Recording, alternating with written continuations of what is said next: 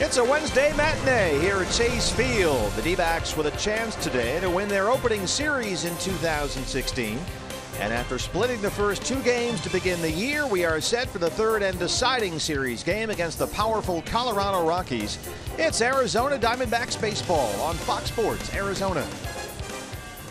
Good afternoon from Chase Field and welcome to the broadcast. Steve Berthume, Bob Brenly along the way. It is the series finale, the D-backs and the Colorado Rockies. It's been a little bit of a rocky road so far for this new D-backs rotation in 2016. And Bob, the D-backs today look to Patrick Corbin to settle things down a bit. Yeah, with the training wheels off, we've had two opening days technically. Zach Greinke opening day, the official one. Shelby Miller, his opening day last night. And you know Patrick Corbin has been looking forward to this one. As the training wheels off, no restrictions whatsoever. He'll pitch as long as he's effective, and he's been very effective against this Rockies team in his history. Well, it's of course a day game after a night game and a thriller last night when the Diamondbacks came back to beat Colorado. So Wellington Castillo not in the starting lineup, and Chris Herrmann, one of the new guys, is back there behind the plate with Corbin today. Can Chris come out and play? Herrmann, the last position player to get in a ball game for the Diamondbacks this year, catching the third game of the season. You know he's excited to make a good impression here at his home ballpark. So a Corbin-Herrmann battery will also have somewhat of an inexperienced outfield. Chris Owings is back out there in center, and Brandon Drury makes his first start this year. He's in left field. You know, we've heard so much about drafting the best athletes available, and with the way the game is nowadays, guys that can play multiple positions, be athletic on the field, they're going to find themselves out there maybe playing out of position. Drury in left today, Owings in center. The only legitimate outfielder is David Peralta in right. Yeah, it's a big outfield here in this ballpark. Any concern about covering all that ground out there? I don't think so. I mean, what we've seen from Chris Owings in spring training and so far this season, he covers a lot of ground out there in center. And as we mentioned, Drury's a good athlete. He'll get to what he should get to. D-backs wearing their new look red caps with the new uniforms here, and we are set for baseball. First pitch is about 7.5 minutes away. Back from Chase Field with more after this.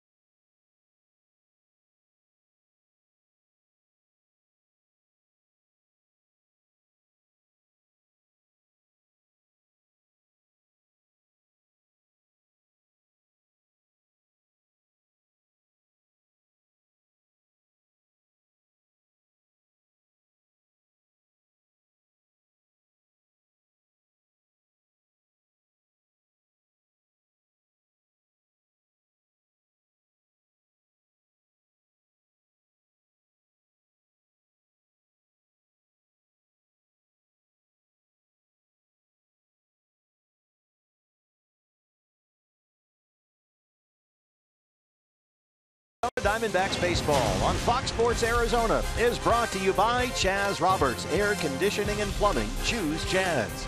By Lone Butte Casino. You're in for more winning moments at Lone Butte Casino. By Papa Murphy's. Love at 425 degrees.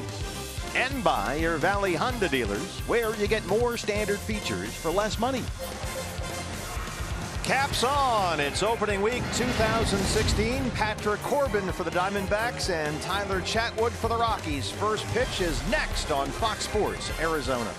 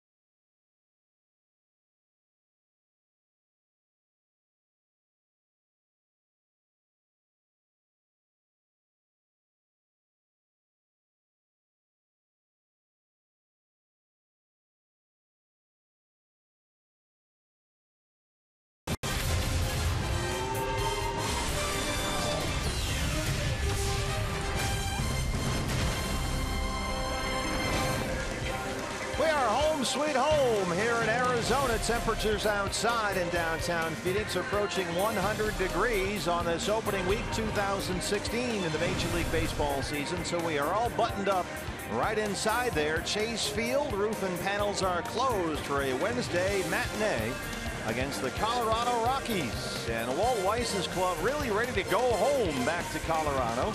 Remember, they are opening up here with their Salt River Fields roommates, the Diamondbacks. So the Rockies have been out here in Arizona since the middle of February. So this really is a getaway day for Colorado. Yeah, they're headed home to open their home season at Coors Field. Walt Weiss looking forward to getting back into that thin air. Here's the lineup for the Rockies today. DJ LeMahieu will lead it off at second base. That guy, Trevor Story, at shortstop. Carlos Gonzalez in right field. Nolan Arenado at third base. Mark Reynolds at first base. Ryan Rayburn will be in left field today. Nick Hundley doing the catching. Brandon Barnes out in center, and Tyler Chatwood, the right-hander, on the mound. Yeah, that's a typo. There is no crazy shift that they've got in store for you. Nice catch. Patrick Corbin, your Arizona Ford starter for the D-backs, 6-5 last year, as he completed his comeback from the Tommy John surgery that cost him all of 2014. And this year, no restrictions for Patrick. The training wheels are off. He has looked outstanding all spring. That changeup coming along nicely to match that power fastball and dominant slider. Yeah, I mean, spring training's not all about the statistics and the numbers that you put on the board, but Patrick Corbin in 5 Cactus League starts was 2-0 with a 1.71 ERA. He punched out 24 batters rather in 21 innings and only walked 3. We are set to go. Alan Porter is our plate umpire. The new caps are in place as part of the evolution. Hopefully you've joined the evolution by now. The left-hander Corbin out there, so no Charlie Blackmon in the starting lineup. That means DJ LeMahieu is the leadoff man for Walt Weiss, and we are set to go. Right away, strike one. LeMahieu 4 for 6 in the series, including a 2-run home run last night, as the Rockies hit 3 homers in that 4th inning against Shelby Miller. And LeMahieu continues his hot start, shoots it down the right field line, a leadoff single. Good job over there by David Peralta to cut that off and prevent extra bases. Take a look at the Diamondbacks around Patrick Corbin. Our eye on defense. It's brought to you by Nationwide Vision Center. Well, we've seen David Peralta make a nice play already out there in right field, holding LeMahieu to a single. Chris Owings will be in center with Brandon Drury over in left field. It'll be Jake Lamb and Nick Ahmed on the left side of the infield once again. Gene Segura, Paul Goldschmidt on the right side. Chris Herman gets to come play with the big boys today. He'll be behind the plate for left-hander Patrick Corbin. So LeMahieu 5 for 7 to open up his 2016. He's aboard for Trevor Story. Batting down the hatches. 3 hits in this series. All 3 hits home runs. He has knocked in 5.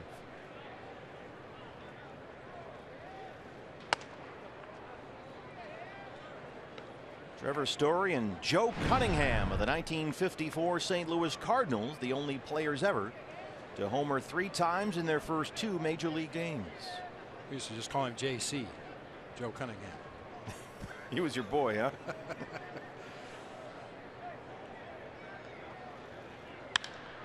He blasts it to the gap deep in left center, and he's done it.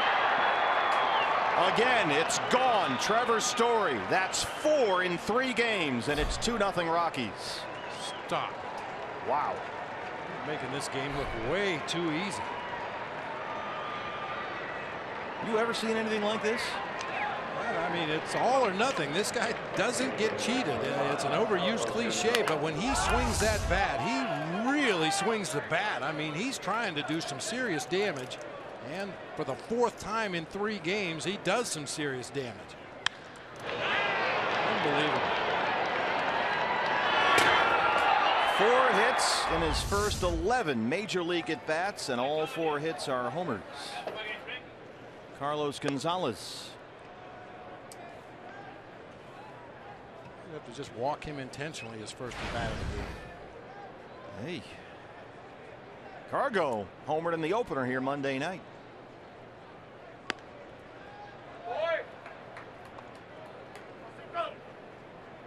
If I were him, I would not change a thing. I would wear the same clothes. I would walk in the same footprints. Eat the same food, whatever you're doing. Yep. Don't change a thing. He doesn't want to leave here.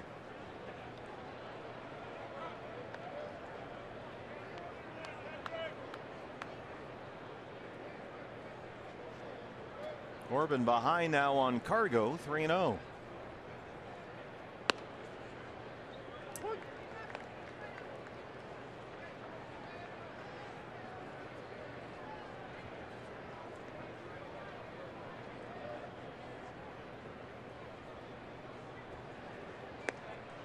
Against the left-hander Corbin, the Diamondbacks do not put the shift on for Cargo that they normally see.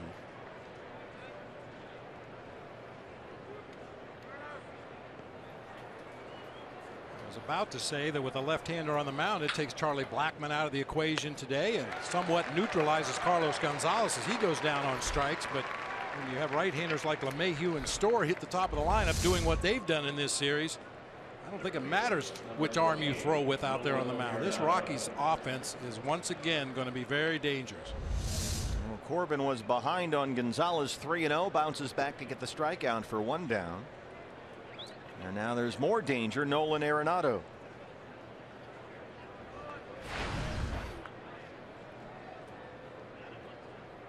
Arenado 2 hits in the series, a 3-run home run on opening night. And they overshift now on the left-hand side for the right-hand hitting Arenado. Segura, the second baseman, on the shortstop side of the bag.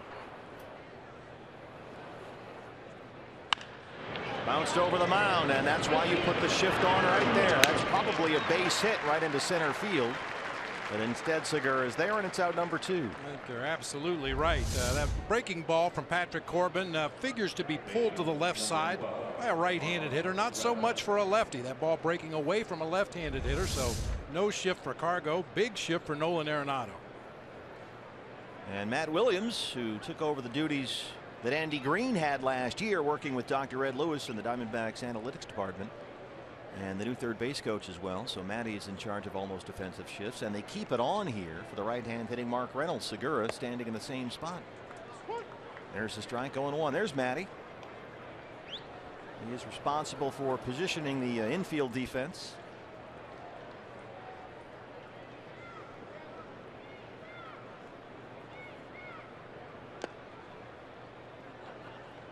Reynolds started Monday's game. He was on base twice. He singled and walked. The former Diamondback and the only active player who has homered in every current major league ballpark. I would venture a guess he struck out in every major league ballpark. I think almost goes without saying. Signed a one-year deal with the Rockies in December after playing last season in St. Louis.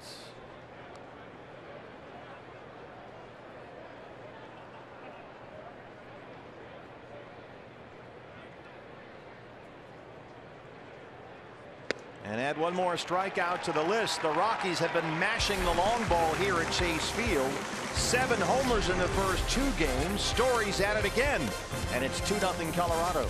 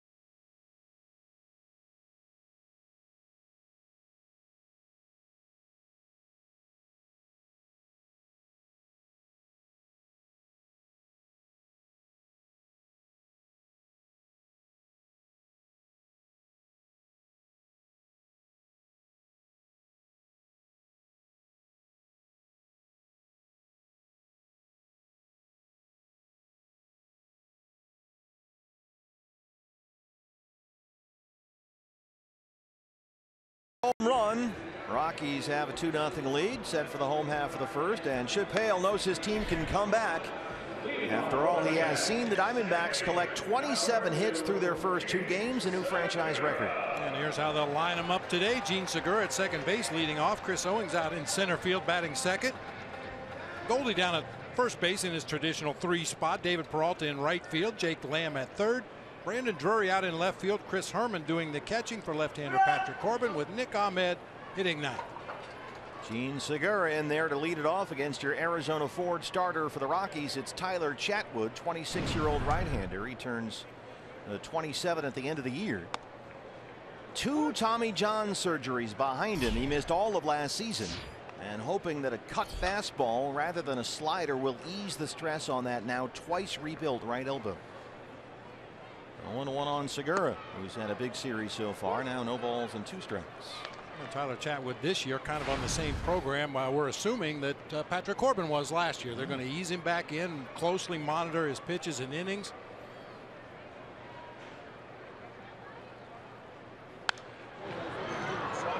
Well, Chatwood has not pitched in a major league game since April 29th of 2014, and coincidentally, not ironically, that game was right here at Chase Field. He worked 5 innings for a no decision in what turned out to be a Rockies 5-4 win. And then following that start, he developed elbow trouble. That led to Tommy John that July. And now his return to a major league mound brings him back to that very same mound here at Chase Field. You know, it seems like we say that more and more with each passing season. The 2 starting pitchers take the mound, and one or both have already had Tommy John surgery, in Chatwood's case twice. New book by Jeff Passan talks just about that, entitled The Arm. Daniel Hudson featured prominently in that book. And Huddy, like Chatwood, a double Tommy John patient.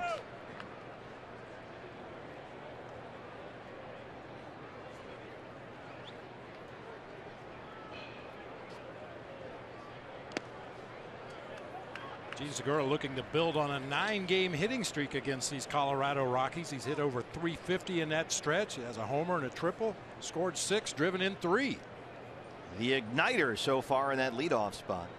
A home run and a triple last night. He drove in 3.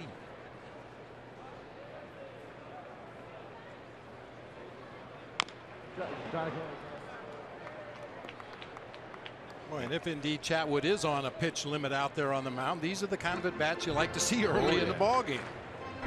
Run up that pitch count, force him out of the game earlier than Walt Weiss would like, and get into that Rockies bullpen. Yeah, Weiss said the plan last night was for Christian Bergman to give him some length back there, but Bergman was hanging some pitches. They knocked him out of there, and maybe they can get into that bullpen again today. Chatwood finally wins the battle, and his first batter back is a strikeout of Segura. The Rockies now, our eye on defense, brought to you by Nationwide Vision Center. When you talk Rockies and defense, you always highlight Nolan Arenado down there at third base. He'll be flanked by youngster Trevor Story at short, DJ LeMahieu at second, Mark Reynolds at first base. The outfield will be Rayburn, Barnes, and Gonzalez left to right, with Nick Hundley behind the plate and right-hander Tyler Chatwood on the mound. Chris Owings. First pitch swinging, knocks it into right. A base hit for CO, who had a pinch RBI single in that big rally when the D-backs last night got 6 in the 7th. Nice stroke right there. Kept his head right down the barrel of the bat. LeMahieu cheating up the middle of the field just a little bit, and CO shoots it through into right for the first D-backs hit of the game. I really think he's going to have a bounce back year with that shoulder healthy. He looks terrific. Here's Goldie now.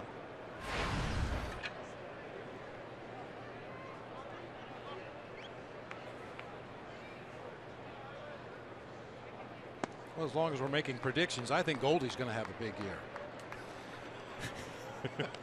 What makes you say that?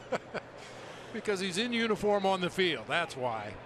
Boy, he had a great night last night. A long home run and a bullet triple in the gap with the bases loaded. Homer off Chad Bennis in his first at bat last night.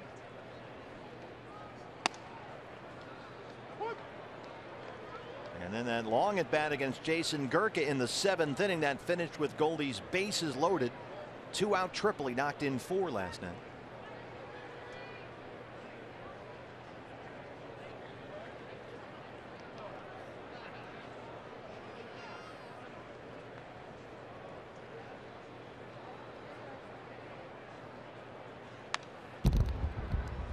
Good shot there. You can see Goldie with that left hand and left little finger right on the knob of the bat. This last night, 430 plus to straightaway center field for the home run in his first at bat. And then just a screaming line drive into that gap. By the time the Rockies outfielders were able to run it down, he had cleared the bases. You could see Goldie just recognize breaking ball immediately out of Gurka's hand, wait just a half a beat, and then unload. 1-2 pitch. Got him. Second strikeout for Chatwood. I mentioned that Goldie with the little finger of the left hand right down on the knob of the bat until he gets to 2 strikes, and then you'll see him choke up just a little bit on the bat, try to have a little better control, wait a little bit longer, but that time Chatwood threw a 93-mile-an-hour heater right by him. Well, David Peralta, who had a bit of a slow spring, has come flying out of the gate at the regular season starting gun. 5 for 10.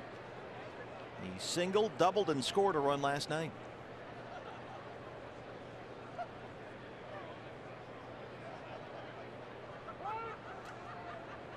And that after David's 3-hit night in Monday's opener. 2 of those hits coming off the lefty Jorge De La Rosa.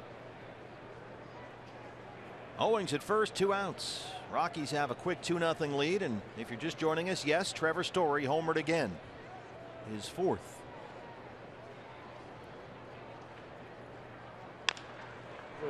Chopped away from the shift. Arenado has to hurry. And he gets Peralta. So 2 strikeouts in the inning for Tyler Chatwood in his return. We are through 1. It's 2-0 Colorado.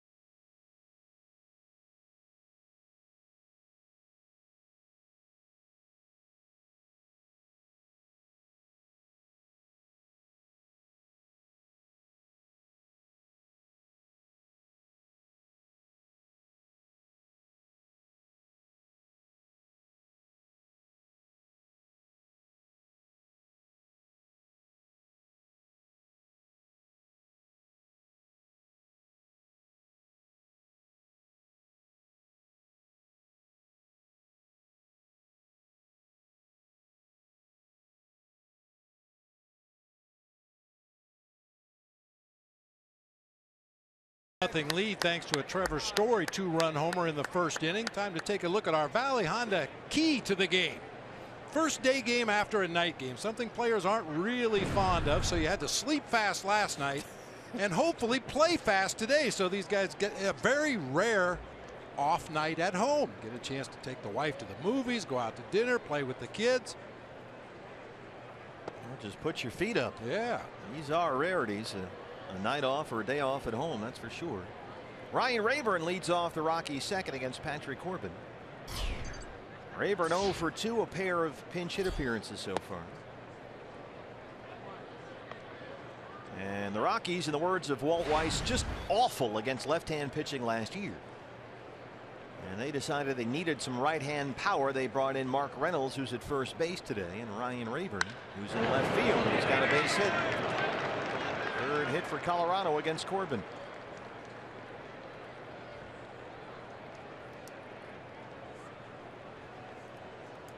Yeah, it's hard to believe that the Rockies, despite playing at Coors Field, only 19th in the major leagues in runs scored against lefties last year, and near the bottom of the big leagues in team OPS against left-handers. So they feel that Reynolds and Rayburn are a good fit here.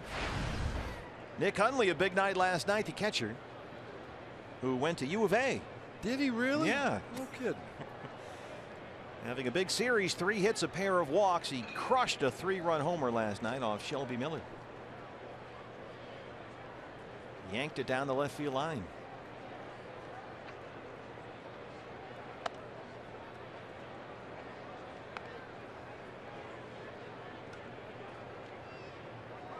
Our first look at Chris Herman behind the plate this year, a guy that threw out 42% of the attempted base stealers last year, 38% for his career.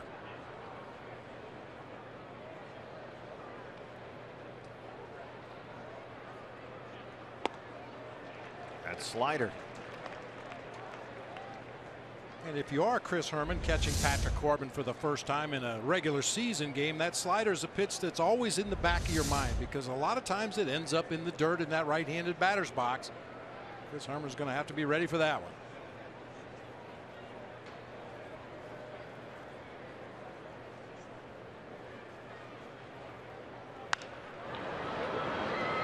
Headed for the seats and out of play. We always refer to that as the back foot slider from the left-hand pitcher to a right-hand hitter that hopefully breaks down and in right on his back foot, which in Hundley's case is right on that back line of the batter's box.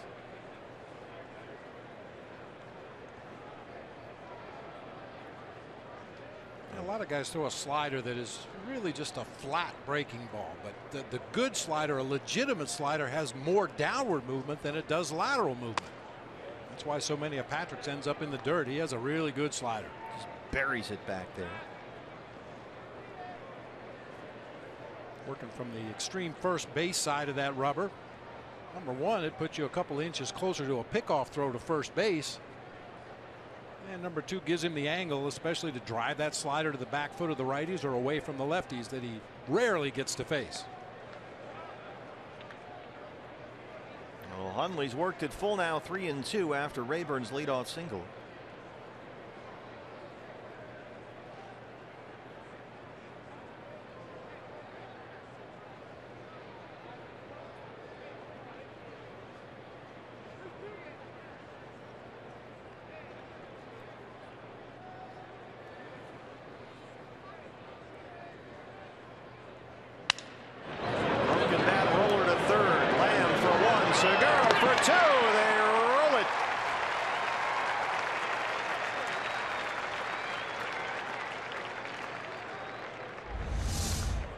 The horn, double play. Jake Lamb with a little crow hop there, leading him into the throw to Gene Segura, who avoids the sliding runner. Nicely done.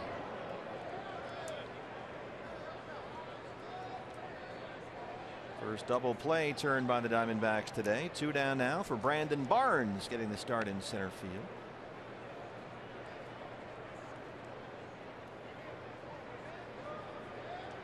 Barnes, the starter in center, with the left-hand hitting Charlie Blackmon getting the afternoon off. There you see Patrick Corbin against the Rockies, and despite the usual power in this lineup, he's got a pretty fair track record against these guys. 5-1, a 4.30 ERA and 10 career starts. This is hit high in the air, deep to center field. Owings at the wall. CO is there, just enough room, and for once it stays in the yard against these guys. A double play and a deep fly ball. It's 2-0 Rockies.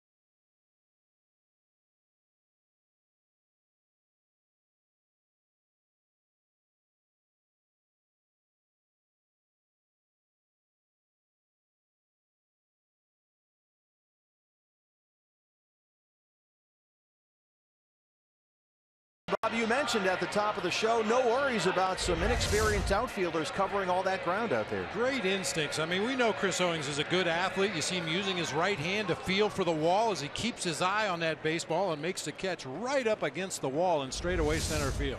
Dave McKay coaching him up, the outfield coach. I've said it many times. For my money, Dave McKay's the best outfield instructor in the game. He was in Chicago and actually made Alfonso Soriano an average outfielder. You get a medal just for that, right, Kate? Yeah, you guys, and you'll notice before each pitch, Chris Owings will take a look at Dave McKay and see exactly where he should be positioned, because McKay, a student of the game, studying every aspect of the D-backs opponents from the starters to the starting lineup, but right now he's offering that crash course out in the outfield. He said it's much easier to put an infielder out in the outfield versus the other way around. One thing he's working on is footwork. He wants them sitting back on their legs versus on their toes, and he wants them to just keep it simple. Boy, Jake Lamb tries to roll that one away from the shift, but Arenado, who covers all that ground over there all by himself, a three-time Gold Glover, has it for the first out in the bottom of the second. It may not have worked that time, but I like that approach by Jake Lamb. Force some of these teams to come out of that exaggerated pull shift by hitting the ball to the opposite field. Even though this results in an out, it'll go on the scouts report as a hard ground ball to the left side of the infield. It may change the way teams play against Jake. Brandon Drury's first start of the year comes in left field. 0 for 2 on the season so far. He had grounded out and struck out in a pair of pinch hit appearances.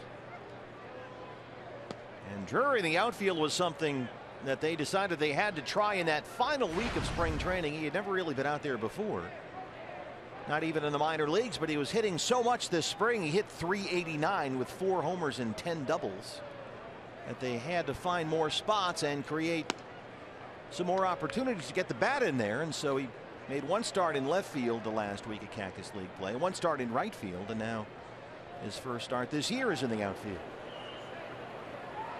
Chip Hale trying to get creative with this young man to get his bat in the lineup.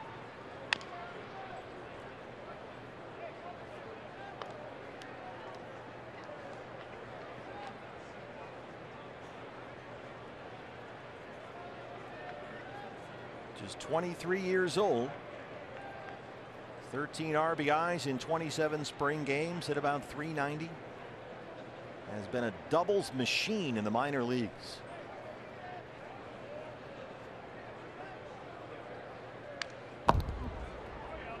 We talked the other day about the difference moving from the infield to the outfield. Obviously the glove is different, much bigger, much longer. The pocket is a lot different.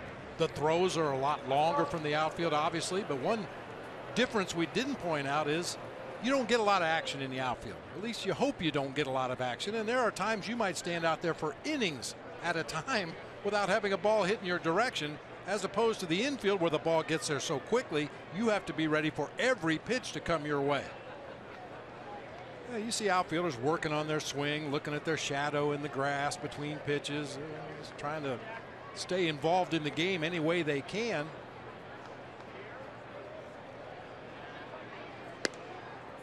Take a book out there and read it. This was Monday before opening night.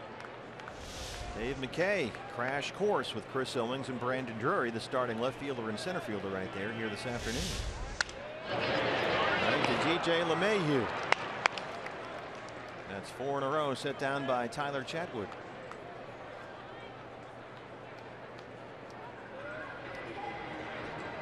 So it's the first AB in 2016 for Chris Herman, the catcher, who hit .225 in 15 games this spring, had 1 home run.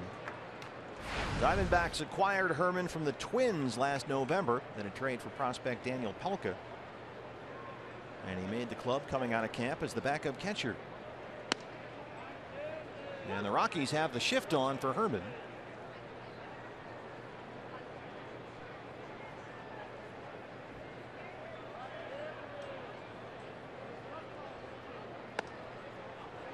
So if he goes a wish option to AAA Reno right near the end of camp, and Chip Hale said that one of the main reasons the Diamondbacks went with Herman over Tuffy was the simple fact, and we've talked about this with so many guys, Tuffy had minor league options left and Herman did not. And that, when you have that kind of roster flexibility, depth versus optionable depth, sometimes guys just have to accept that assignment.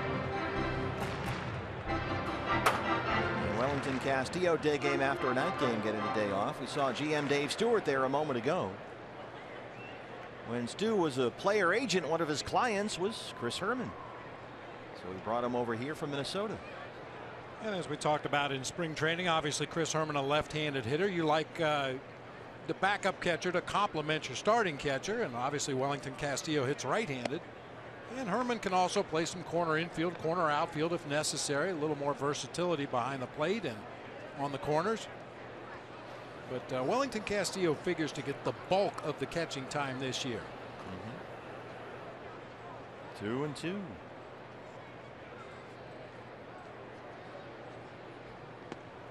He gets Herman. That's 3 strikeouts for Tyler Chatwood. He has retired 5 in a row, and he's holding a 2-0 lead.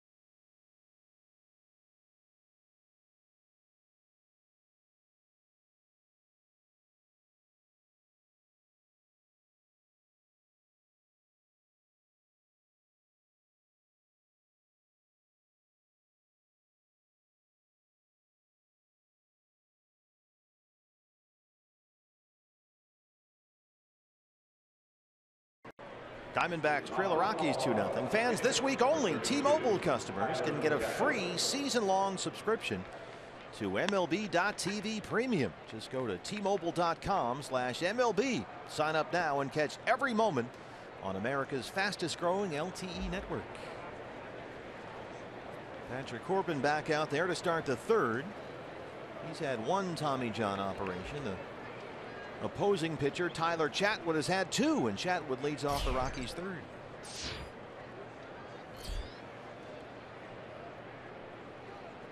guy can swing it a little bit. 275 lifetime hitter. He was a big time hitter in high school. Hit .521 with 13 doubles, 6 triples, and a home run as a shortstop in high school. Second round pick by the Angels in the 08 draft. Nick Ahmed.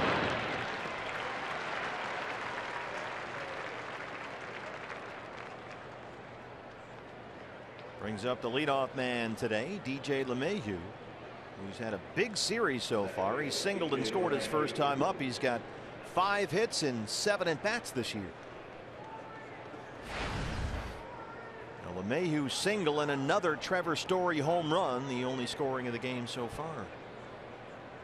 And if you've lost count, that's 4 home runs for Trevor Story,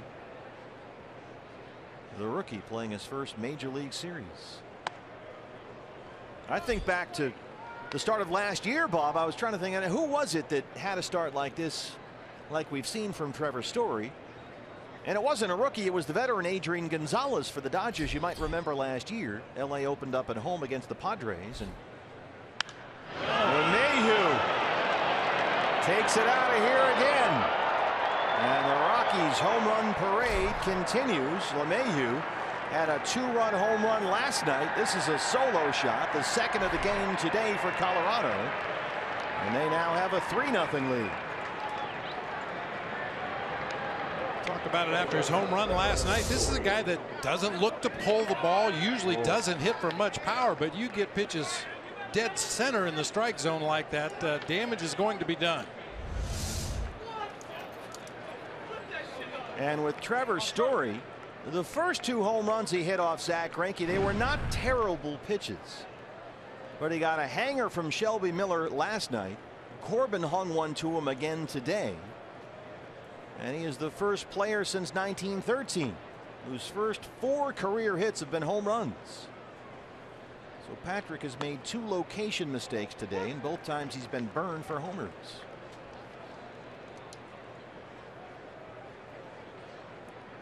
And remember, Zack Greinke said after the home run that Story hit Monday, which was the opposite field home run on the ball that was on the outer half, Greinke said, I don't think I gave up a home run on that pitch all year last year. And then Story for his second one against Greinke kind of went down and got it, but then the next 2 were hangers, and that one to LeMahieu right in the middle of the plate, as we saw on our Fox tracks. But Patrick this time ahead 0-2. LeMahieu's career high in homers was 6 last season. He's already got 2. Having a big series, and Corbin strikes him out. Let's check the 4 Trevor Story home runs and watch these pitch locations. The first 2, the Zack Greinke ones I just talked about. Outer half, he takes it oppo. Then he goes down and gets this one. Now these other 2 from Miller and then Corbin, these are hangers. Yeah, right in the middle of the plate there. Boy, and this guy stays, there's a term they use, behind the ball. He stays behind the ball really well, uses that backside to drive the ball. Occasionally that front side, the left shoulder, left elbow will fly up in the air, but he always keeps that right hand directly behind the bat, behind the ball, and drives straight through the hitting zone. I started to say before LeMahieu went yard, and remember last year Adrian Gonzalez homered on opening day for the Dodgers against the Padres. Then hit another home run in their second game. And then in their third game hit 3 home runs. So Gonzalez for LA last year, 3 games in, it hit 5 homers. That's remarkable in and of itself, but consider that these are Story's first ever games. That's a whole nother thing. Had a shot of Blake Doyle, the hitting coach for the Rockies, over in that first base dugout. He's got to be feeling pretty good about his offense right now. I'm going to name him hitting coach of the year right now. We're back to the Blake Street Bombers. And Cargo strikes out. That's 4 for Corbin. But LeMahieu homers. Another Rockies home run has made it 3-0 Colorado.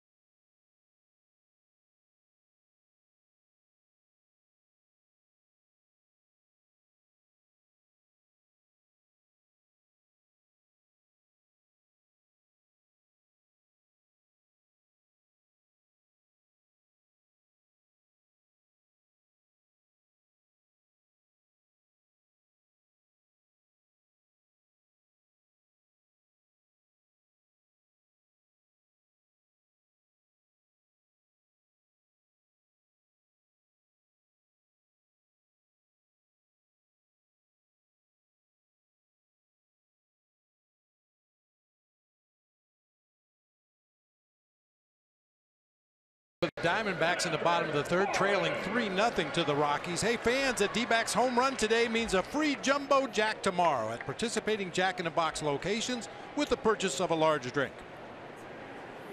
I'm not sure if they have the same promotion in Colorado, but they ought to fire up the grill if they're giving away Jumbo Jacks for home runs. They're going to eat well. Ooh. Patrick Corbin batting in the 8th spot this afternoon, leads off the 3rd against Tyler Chatwood, who was set down the last 5 he's faced. The Rockies in this series, 17 of the 19 runs they've scored have come via the home run, including their last 13 runs. High chopper. Story can't make a play. Corbin's aboard. That one hung up there a long time.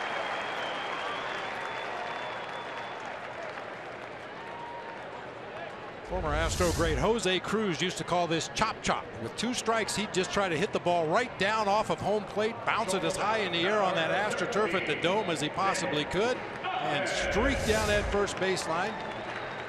Yeah, that was hit so high in the air, they've ruled it a base hit. I don't think Story would have had a play anyway. Just camped out underneath that one. Nick Ahmed, and it's been a terrific start to the year for Nick at the plate. 4 for 7. He doubled in Monday's opening day game, then had a pair of RBI singles last night.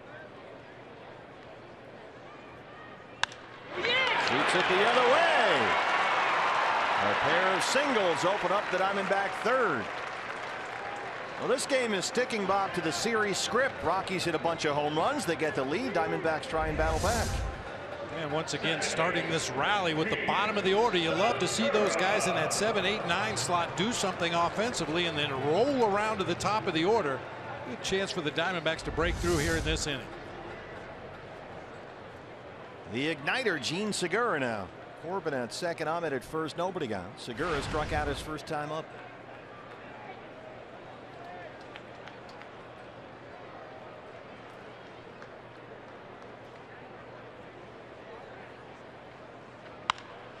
Right back to the mound. Chatwood throws it away.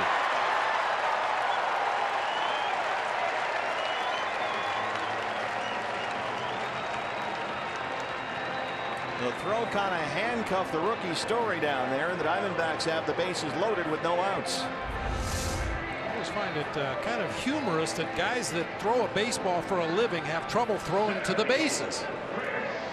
It should have been an easy double play ball back to the mound to Chatwood, but his throw to Story at second base wasn't close enough. He won. Bases full, no outs for Chris Owings.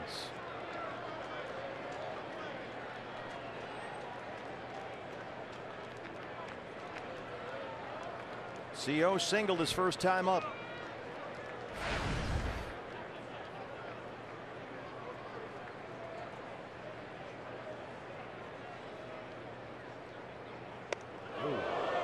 Up and in.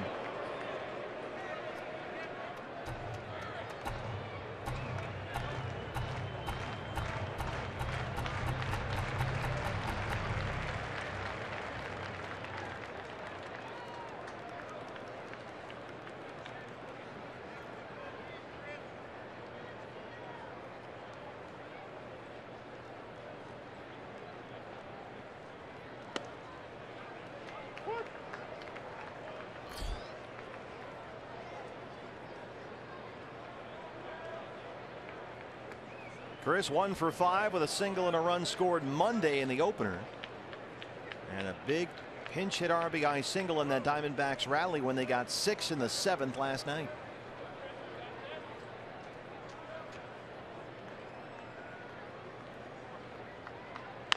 High chopper one more time. Story the flip to LeMahieu. That's all they'll get. Corbin scores. D-backs on the board. It's 3-1.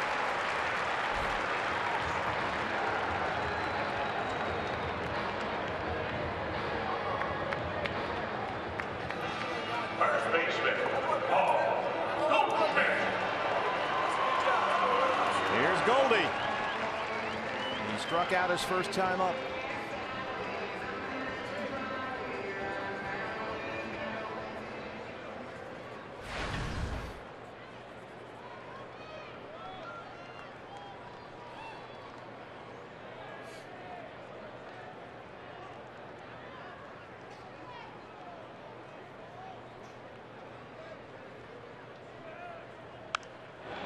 Aboard. Goldie has reached base safely in 37 straight games against the Rockies, and if he does it again today, he will tie Gonzo's D-backs record for reaching base safely against any opponent.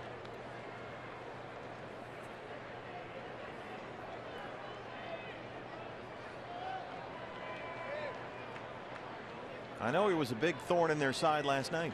Ooh. A home run and a bases clearing triple.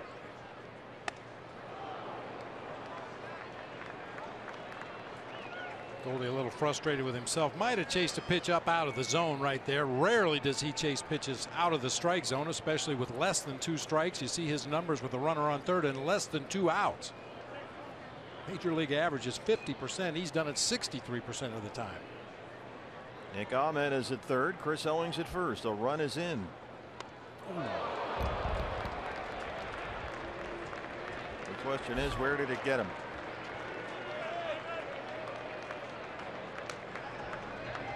Remember, Chatwood came up and in. I think it was on Owings. And now Goldie is plunked. Well, you're always a little concerned when that ball hits around the hand and wrist area. Got him on the meat of the left hand there, the heel of his hand. Ooh. He doesn't even react. Steve Foster, the pitching coach. Yeah, it broke it right there, he's saying. That was when he was hit by the Pirates. Ernesto Frieri. I think you're right, yeah. Yeah. And cost him the last 2 months of the year in 2014. Seems to be all right, but you never know. You always worry, as you said, when it's around the hands or the wrist, the fingers. So bases loaded for the Diamondbacks, and here is David Peralta. Grounded out his first time up.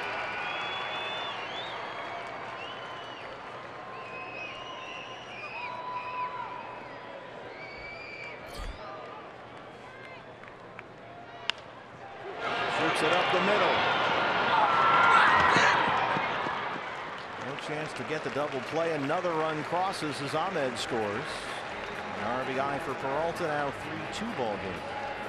One time the shift took away a possible double play. DJ LeMahieu could not get to the bag quickly enough.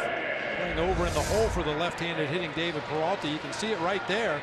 And with Story moving to his right, he doesn't have a chance to get to the bag either. So they take the out at first base with Nick Ahmed scoring.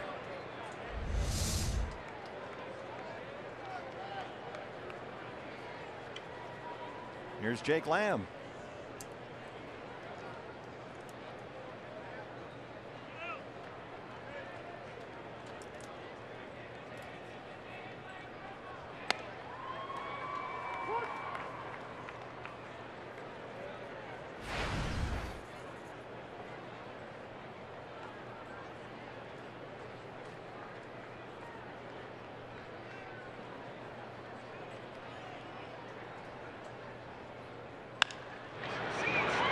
Into the shift. LeMahieu is there.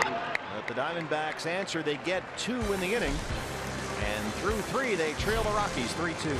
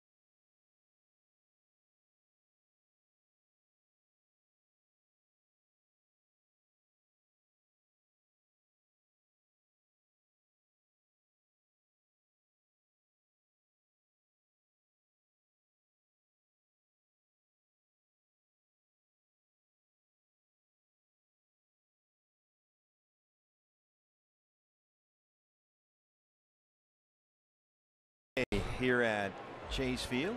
D-backs trail the Rockies 3-2. Hey fans, the Cubs are in town starting tomorrow. It's a 4-game series. And be here on Saturday. You'll get a D-backs cereal bowl courtesy of Arizona Milk Producers. Great lower level tickets are still available. Diamondbacks and Cubs get your cereal bowl here Saturday. And get your tickets at dbacks.com. That's where Jake Lamb will eat his Fruity Pebbles that he likes so much. Yeah, we want the Diamondbacks fans to come out here in big numbers this weekend, because you know the Cubs fans will be out here crowing. I thought they'd already won the World Series. I thought that was decided. Have a ring ceremony here Saturday, I think. That's what I read in the papers. Everybody's on that bandwagon. They're running out of seats. Yeah, it's hard not to be. That's a really good ball club, but you got to go on the field and play them. Arenado grounded out his first time up.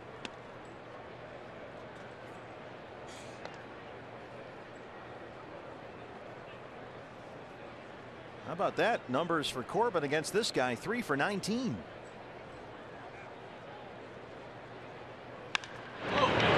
Jake Lamb is there. Got him. Well, we owed Arenado that one. Take that. He's only done that to us about a million times. A million times. Boy, nice play. Jake diving to his left, got that one right in the heel of his glove. You know, occasionally when a player dives for a ball like that, your bare hand slides across the dirt, and when you reach into that glove to grab the ball, you've got a hand palm full of dirt underneath the baseball. But Jake able to get that throw off with no problems. Mark Reynolds. How about one more time for Jake? Throw pulls Goldie off the bag. There's the tag. That's 4 in a row set down by Corbin.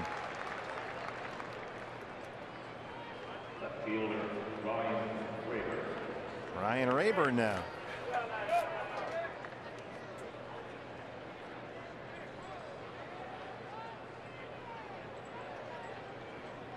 Ryan Rayburn, 4 seasons of double-digit home runs during his 10 years in the big leagues. He's been a Tiger and an Indian. And he says he's made a career somewhat out of success against left-handers. That's the main reason why he's in Colorado. Good year last year in Cleveland. Hit .301 with 8 home runs. Indians decided to decline a $3 million option, so he was home all winter. And didn't sign with Colorado until March 4th. So camp was already started when he showed up. Jake Lamb. They're wearing him out down there. And he is up to the task. That's 3 5-3 putouts for Corbin, who set down 5 in a row. Diamondbacks down 1.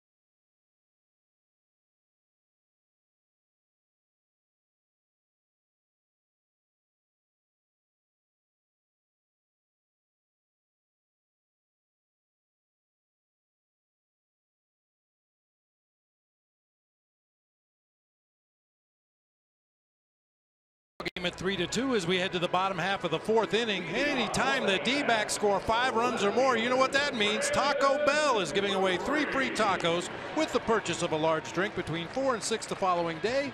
at participating locations. Sometimes you got to live Tomas. There you go. And just a heads up to the fans, there's some details to be worked out, but our highly unreliable staff, I think we lost our Taco Bell sign. Remember last year after the 5th run was scored? I'm going to blame Dennis Lamb for that. Well, as good as anybody. Yeah. So there's a rumor, just a rumor, that there may be a day out here at the ballpark where we search for a new Taco Bell sign to show on the air after the 5th run is scored. See what you've got, kind of like a school art project. Yeah. I think on the series finale last year at the Dennis Lamb show, they may have lost the Taco Bell sign. Among other things we lost after the last day of the season. That's a whole nother show.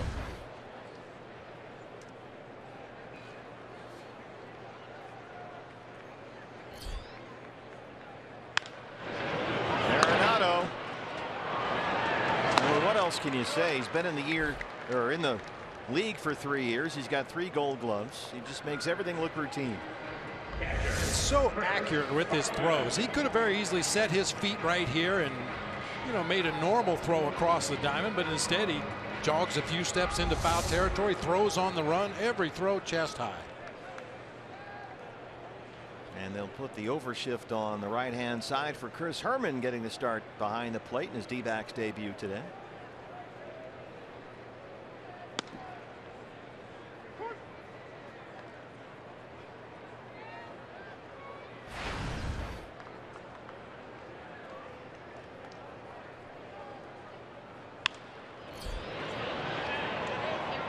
Oh, 2. I think about back in my playing days, defensive players where you would want to come to the ballpark early to watch them take ground balls. Ozzie Smith was a guy that would put on a show on that AstroTurf at Busch Stadium. Omar Vizquel in Cleveland, another guy that you want to show up early to watch him take grounders, and Nolan Arenado is right there in that group. Chatwood just missed there. Alan Porter not biting. Well, you mentioned just seeing him take ground balls, but Arenado with the throws, that's one of the things he practices. He practices throwing from every spot over there on that side of the infield. It's as much about the throw as it is fielding the baseball. This is up and it's 2-2.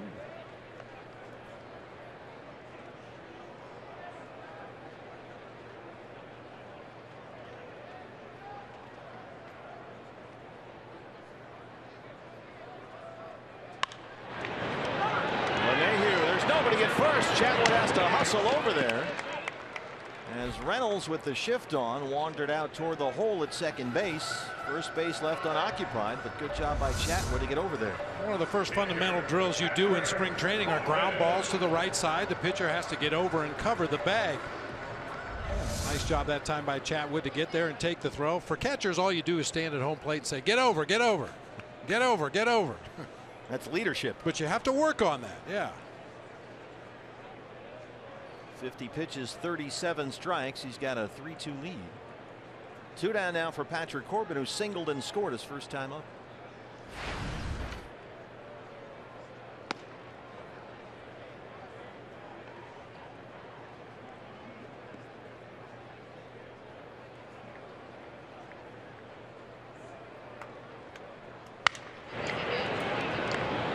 Broken bat the other way for Arenado.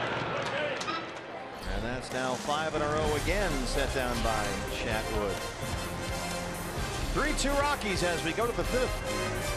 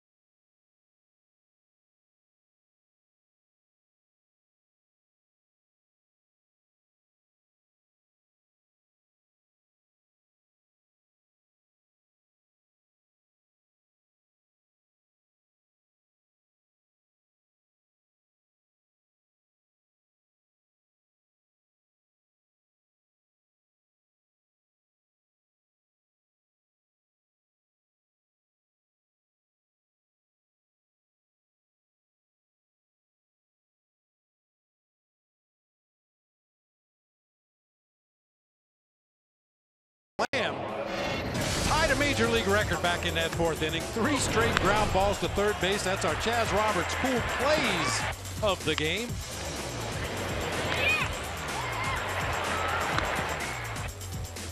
Second one pulled Goldie off the bag, but had plenty of time to apply the tag, and a routine play to end the inning as Goldie shifts into foul territory. Nice job by Jake.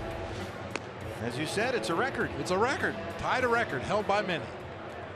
Well, Patrick Corbin, after giving up that 1-out homer to LeMahieu in the 3rd, has set down 5 in a row with the help of Jake Lamb. And now the catcher, Nick Hundley, will lead off the Colorado 5th. Hundley hit into a double play his first at bat today, catching this ball game after catching last night. So this whole day game after a night game thing, that's nothing for him. After all, he went to U of A. Yeah, that's true. I think the Rockies go home for an off day, don't they? So yeah, they do. It's early enough in the season. You should be able to bounce back after a night game. They go back to Coors Field. They open up a homestand Friday against the Padres and the Giants.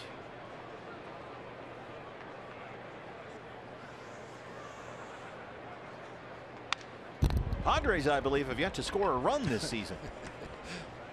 It's been tough sledding at Petco Park so far. They've been beaten by the Dodgers twice, and Kenta Maeda pitches against them today. Andrew Cashner goes for San Diego.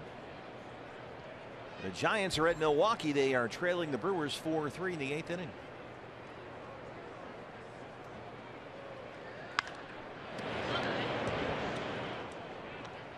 Gary Gagne's on that one, ranging well out there. Our Golden Glover down the left field line. That's probably the hardest job for our Golden Glovers, deciding which kid gets the ball. There you go. Nicely done. That gentleman gets an assist. Michael Ransom manning the right field line. A little squiver, tough play. Corbin. And he's able to make it. That's where Patrick's athleticism really kicks in. And improvising on the fly. Initially, he wanted to flip this ball to Goldie, but Goldie's well off the bag, so he just picks it up himself. Beats Hundley to the base for the out at first.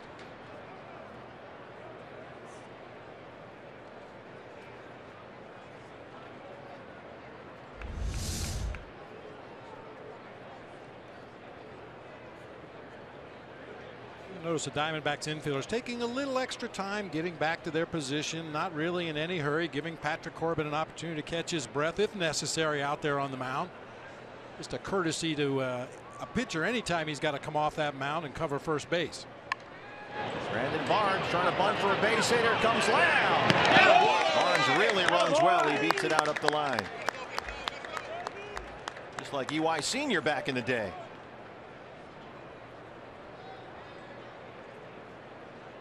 A bunt single for Barnes. Well, we've talked about it at length throughout the first 2 games of this series. Jake Lamb playing a little deeper at third base this year. Barnes noticed that and took advantage that time. Perfect bunt. Brings up the pitcher Tyler Chatwood. See if there's another bunt in store for the Diamondbacks here. 1 out. And Barnes at first. Although you mentioned Chatwood is a pretty good hitter up there, but he squares. Here comes Lamb from third. Bunts it toward the first baseline foul. Notice these jerseys the Diamondbacks are wearing. This is, of course, the new look, part of the evolution. These are the same style jerseys they wore in the opener Monday. The caps are a first time this year. That new design with the diamonds on the top. The actual jerseys the Diamondbacks wore in the opening game Monday have been removed, and they are up for auction right now. You can buy online one of the game used jerseys from Monday night, the first ever game in these uniforms. And they are the exact same uniforms design wise the Diamondbacks are wearing again here this afternoon, but the ones they wore Monday have been stored away, and they are up for auction right now at dbacks.com/auction. The jerseys worn by the players and the coaches, everybody, on opening day are available for bidding right now. dbacks.com/auction. The bidding is underway. It ends this Sunday, and all the proceeds, this is for a great cause, go to the Arizona Diamondbacks Foundation.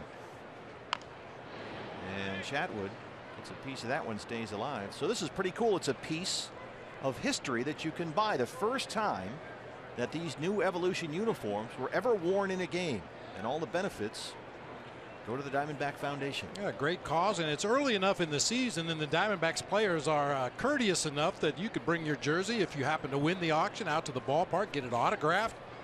That'd really be a nice memento to hang on your wall. Now the jerseys are not signed, as Bob said. You can take it to the ballpark and try and get it signed, but they are the actual jerseys the players wore Monday night. dbacks.com/auction. You can put up a bid right now, and the bidding ends this Sunday. I really love the baseball snake logo that's back too. They tweaked that design a little bit, and it looks just terrific.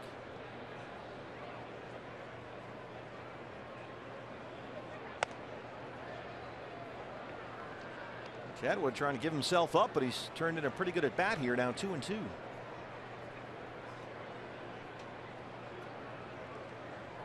Stu Cole coaching down at third. A little bit of a delay as Brandon Barnes does some manicuring over there on the baseline.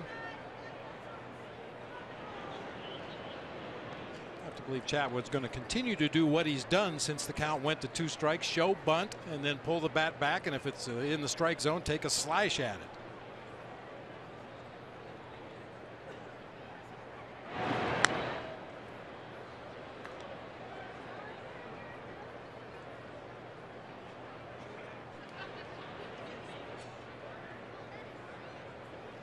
Let's try to steal Stu Cole's sign for the home run, whatever it is he's been given to these Rockies hitters.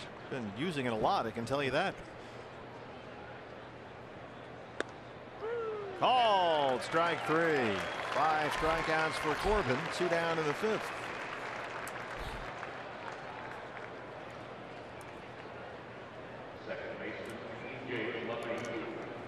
Well, here's DJ LeMahieu. He's been a problem today. He singled and scored in the 1st and homered in the 3rd after he hit a 2-run homer here last night. So LeMahieu so far 6 for 8 in the series, including 2 home runs. This guy finished top 10 in the National League in hitting last year. He hit .301 and was an all-star for the first time in his career. And he sure looked like an all-star so far in this series. This was in the 3rd. You saw the reaction from Patrick. That was right down the middle. This DJ LeMahieu, a guy that kind of slipped through the cracks of the Chicago Cubs. He went along with Tyler Colvin to the Rockies for Ian Stewart and Casey Weathers. Ouch. There goes Barnes. The throw from Herman is there, well ahead of the runner. Jeff Kellogg making sure the tag was applied, and Herman throws out Barnes to end the top of the 5th. The new catcher back there, Chris Herman, keeps it a 3-2 ball game. Diamondbacks coming up.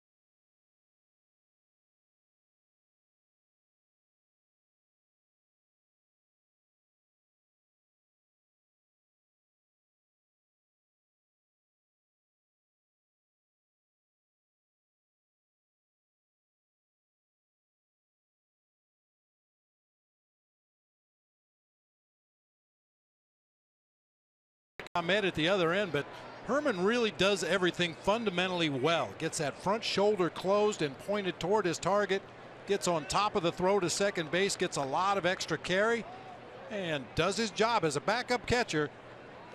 That's what teams look for. They want to see a solid defensive effort behind the plate, because if you could hit for big numbers, you probably wouldn't be a backup catcher. And Nick Ahmed, who leads off the inning, he had that bag covered, man. He was blocking the whole thing with his front leg. Nowhere for Barnes to go, but that throw got there good 2 or 3 steps before Barnes did. And Barnes has pretty good speed. Nick singled and scored to or in the 3rd inning, his first at bat today. Chatwood has retired the last 5 he's faced. Yeah, 5 hits for Nick Ahmed through the first 3 games of the season so far. He didn't get his 5th hit of the season last year until the 9th game. Boy, it's such a contrast, the way he hit in spring training this year versus the way he started last year. And you might remember it was last year about 2 weeks into May, and Nick was hitting 130 for the year. And it was at that point that he put together a run of exactly 50 games, during which he hit over 300 and hit 6 home runs. So he did have that one period of sustained success last year. So optimism is very high for Nick this season offensively. A lazy fly ball for Cargo opens up the bottom of the 5th, and that's 6 in a row set down by Chatwood.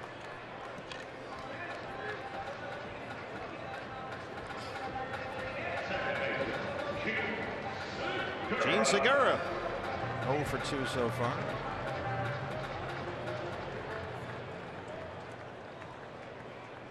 Mentioned this is a pitching matchup of Tommy John patients. 1 for Corbin and 2 for Chatwood.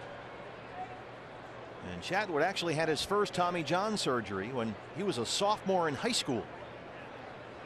And his second came in July of 2014, wiping out all of his major league season last year. He was able to make it back in time for only 2 rehab starts with Class A Modesto last September. But so Corbin's well ahead on the timeline here. Remember, Patrick had a full half season in the major leagues last year, came back July 4th. Chatwood, this is really the start of his comeback. Segura drops it into right, a base hit.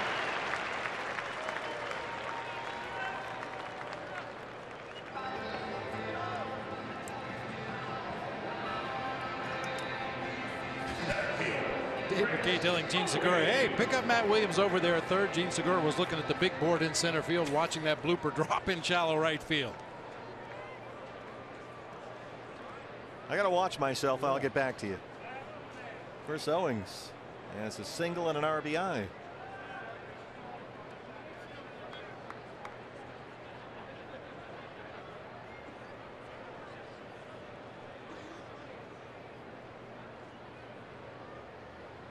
Think about trying to send Segura here before Goldie gets up. Usually you like to maximize Goldie's at bats, get as many ducks on the pond as possible, but the stolen base is a big part of Gene Segura's game.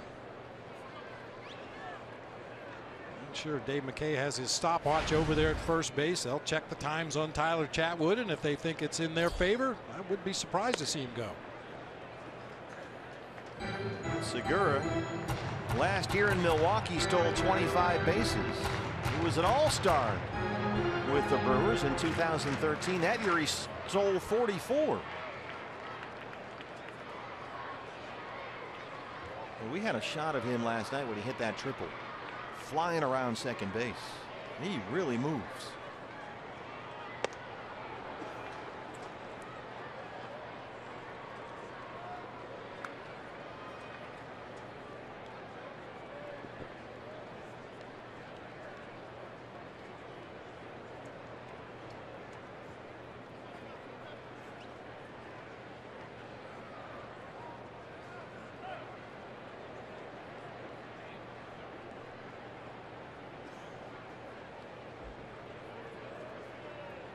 Segura, an all-star shortstop in Milwaukee 3 seasons ago. A couple of disappointing years with the Brewers, the last 2, but still in what is his age 26 season and under control by the Diamondbacks for 3 more years.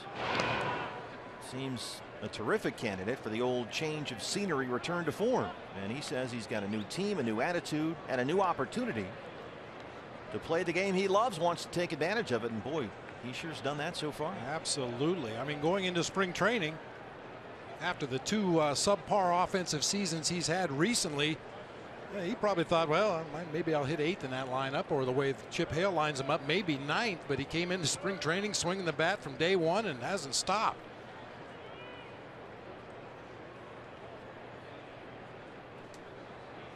He has been the igniter at the top of that lineup so far. Chip Hale says that Segura has been everything the Diamondbacks thought he'd be. And Tony La Russa said that this was a guy who really fits the depth that the Diamondbacks were looking for as far as being a real good athlete, having a good combination of skills.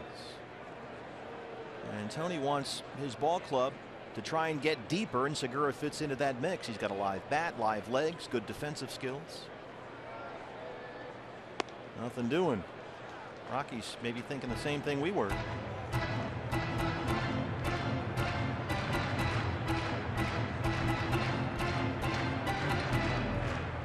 Diamondbacks coaches actually called Segura's former skipper in Milwaukee, Ron Roenicke, and said that Roenicke told them they were going to get the guy that would be re-energized here. So the trade really does seem to be a shot in the arm for Segura. It's a high fly ball to right center. Barnes in front of Cargo.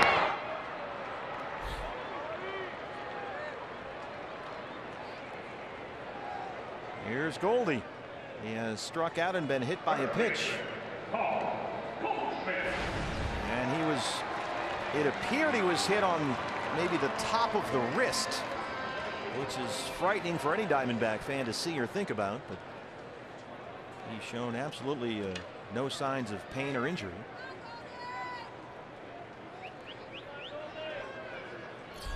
I'd like to inflict some pain right here on Tyler Chatwood.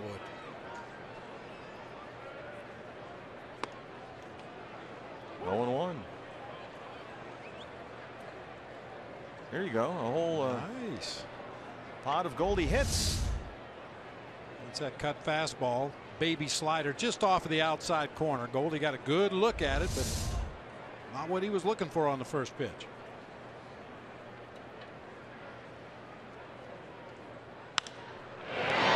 Trevor Story is there.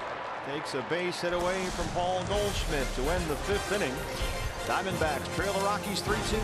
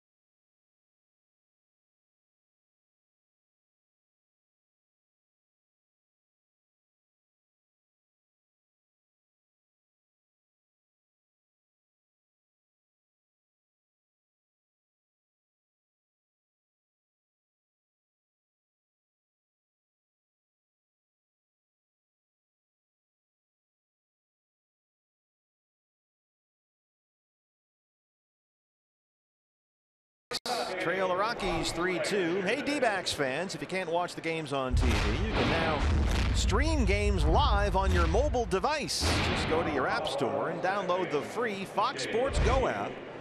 Log in and stream the D-backs wherever you go. You can ride around in your car, not while you're driving, and watch the games on your phone.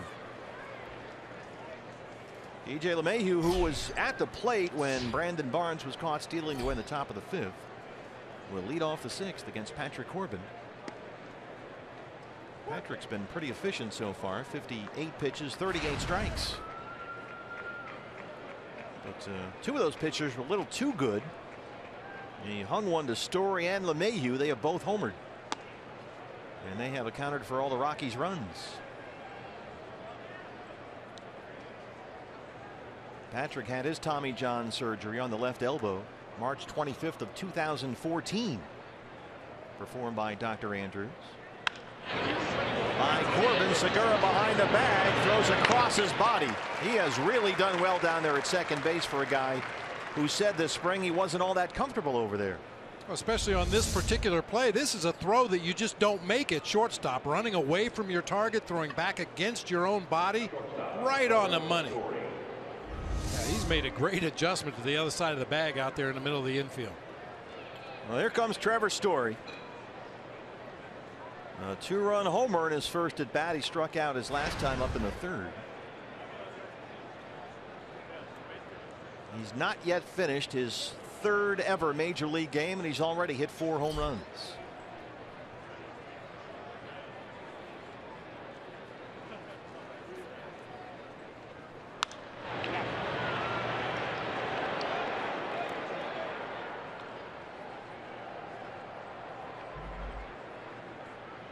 I don't think anybody after this series is going to be watching the Jose Reyes suspension story very closely. They really need to take that under advisement. Make sure that they look at it from every possible angle, and the longer it takes, the happier Walt Weiss will be. Reyes currently on paid administrative leave.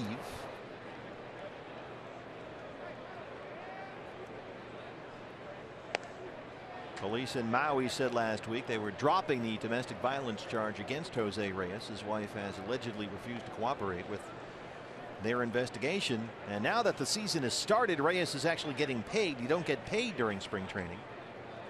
And they owe him at least $46 million the next 2 years. And a suspension for Reyes would likely be without pay.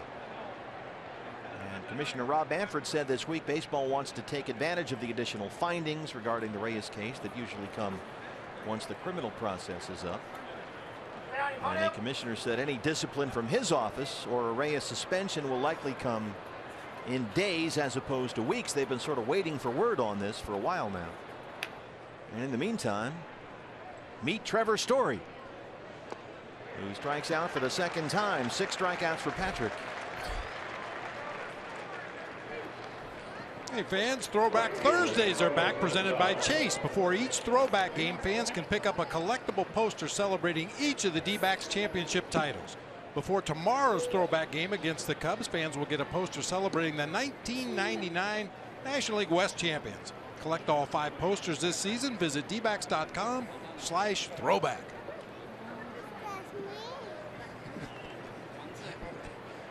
Up close and personal. Up there in the Phoenix Children's Hospital sandlot here at Chase Field. Cargo has struck out twice. He's 0 for 2. Vamos, coño. Hits that one hard. Patrick Corbin slipped on that one and was down for a bit on the mound. Lost his footing out there. Alan Porter out to check on him. And it appears Patrick is okay. Just got those new cleats all messed up. He's got something stuck in there, but he went down and a little harder than you'd like to see. Yeah, Patrick always falls off to the third base side and usually ends up just spinning completely around to run over and cover first base. But when he tries to do that, his left foot just slides out from underneath him. You get some dirt around those cleats and they really do no good at all. The cleats don't dig into the dirt, and sometimes you slip and fall. Fortunately, he's okay, so it's a 2-out single for Cargo. Here's Arenado 0 for 2.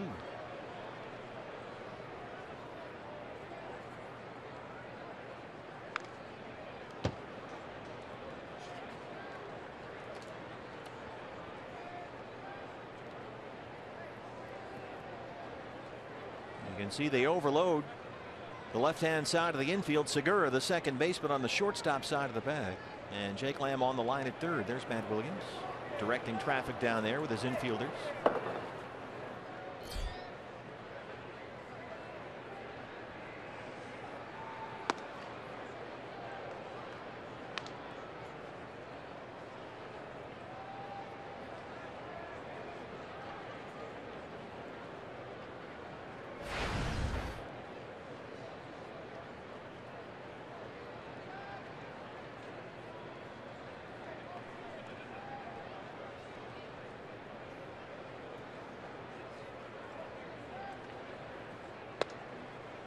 Arenado was a big problem for the Diamondbacks last year.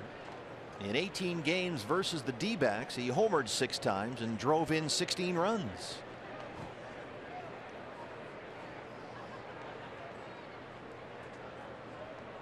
He's a handful.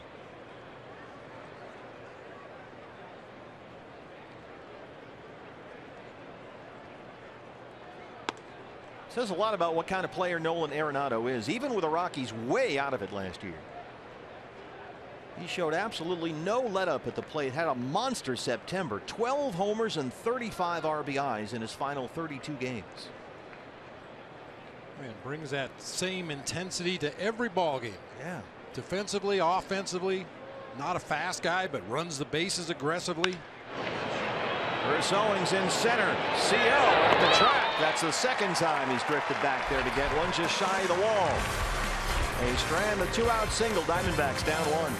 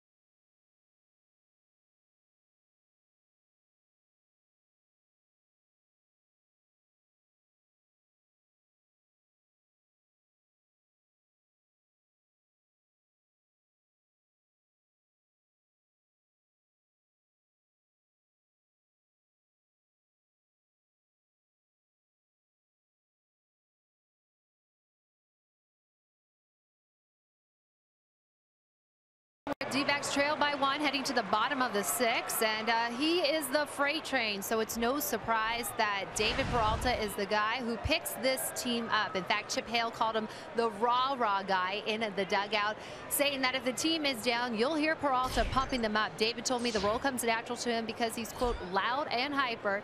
He did admit he conducted his own experiment this spring, purposely keeping quiet during the game, but after his teammates inquired, thinking something was wrong with him, he concluded that they need his energy to ignite this offense. We'll see if he can do it, guys.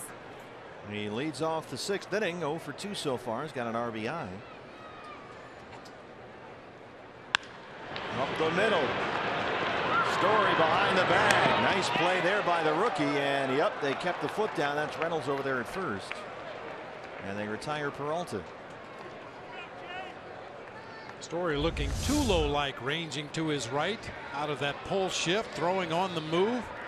And a nice play by Mark Reynolds over there, stretching high in the air, but able to keep that right foot on the bag. Chip Hale was talking about his team's personality and what Kate was just mentioning with David Peralta.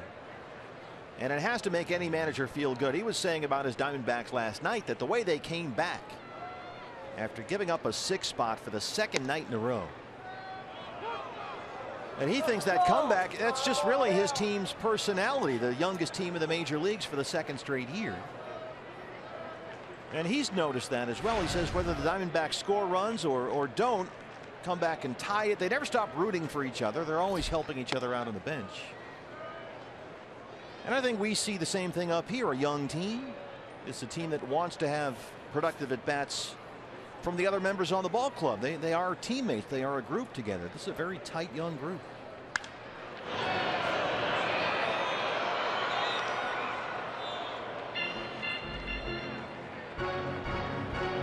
hear so much about playing the game the right way. I'm not quite sure exactly what that means, but I think in the case of the Diamondbacks, we see it every day. Lazy fly ball hit to right field. It's going to be an F9 in the scorebook, but the guy that hit the ball ends up at second base when the ball is caught every time. Yep. How about Arenado? Yeah! Cut it out. Nolan Arenado with the shift on for Lamb, cuts in front of Story behind the second base bag, spins and throws him out. This guy is unbelievable. That's a play you'd see in a Little League game where the shortstop takes every ball that's hit into play. He looks like he's going to make the play on every ball put into play. And great body control, the one-hop throw, an easy pick over there for Mark Reynolds. Arenado will make his share of errors because he thinks he can make every play, and occasionally he'll throw one away when he probably would be better served just hanging on to the baseball. Brandon Drury. Arenado last year became the only third baseman in National League history to win the Gold Glove Award in each of his first 3 full seasons. 3 years in, 3 Gold Gloves.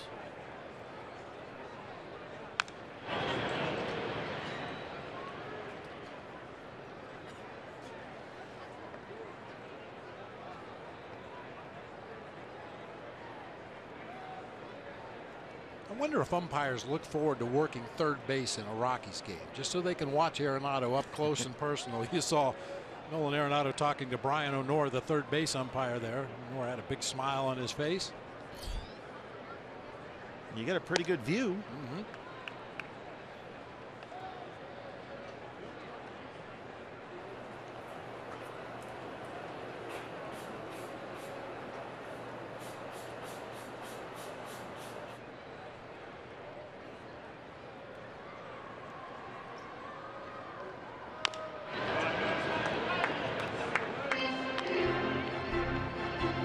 Drury struggling just a little bit with his timing right now. It's a common thing, especially for a young player after you've been getting regular at-bats throughout spring training.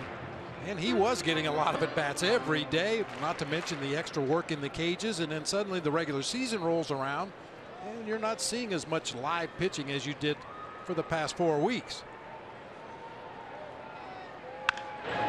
Get through. Something get through. Story. Boy, they are putting on a show down there.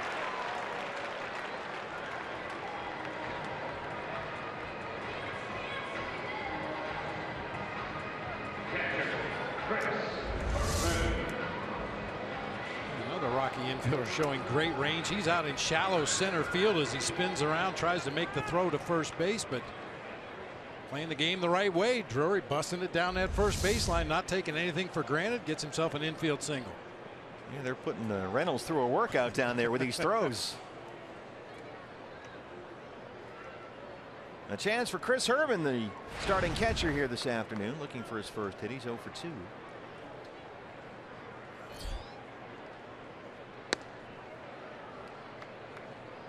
There was a thought the Diamondbacks would go with 3 catchers this year like they did most of last season.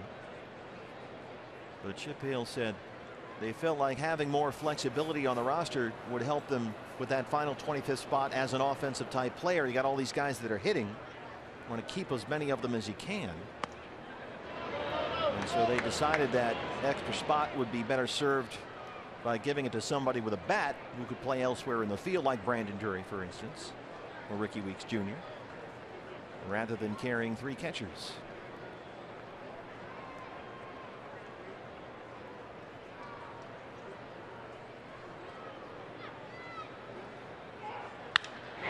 Drives it to center.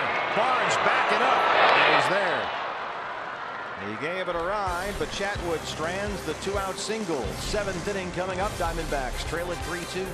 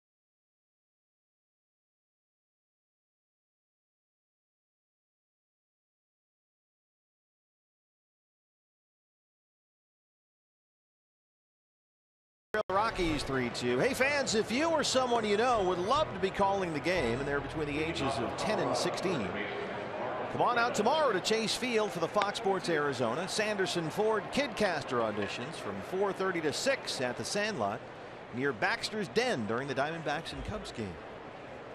Mark Reynolds will lead off the inning for the Rockies, but you think after that last half inning he had defensively that he want to rest or something. Might go ice his legs. Rockies made some nice plays defensively, but they really tested Reynolds. Had to stretch high to get that throw. Had to pick that one out of the dirt. Ends up on the seat of his pants. And then on Story's effort, another long stretch on a one-hop throw.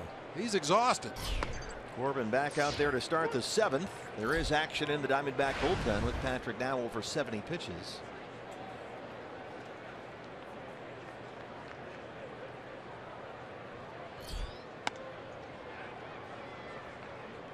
Looks like Andrew Chafin and Randall Delgado are both warming up for the D-backs. Rockies bullpen still quiet. With his right-handed heavy lineup for Walt Weiss today, he's got a lot of left-handed thunder available off the bench, including Gerardo Parra, Ben Paulson, Charlie Blackmon, the usual starting center fielder. So you figured Andrew Chafin was going to be busy today, at least getting up in the bullpen and showing the Rockies that the lefty's ready to go. Goldie's the only one over there.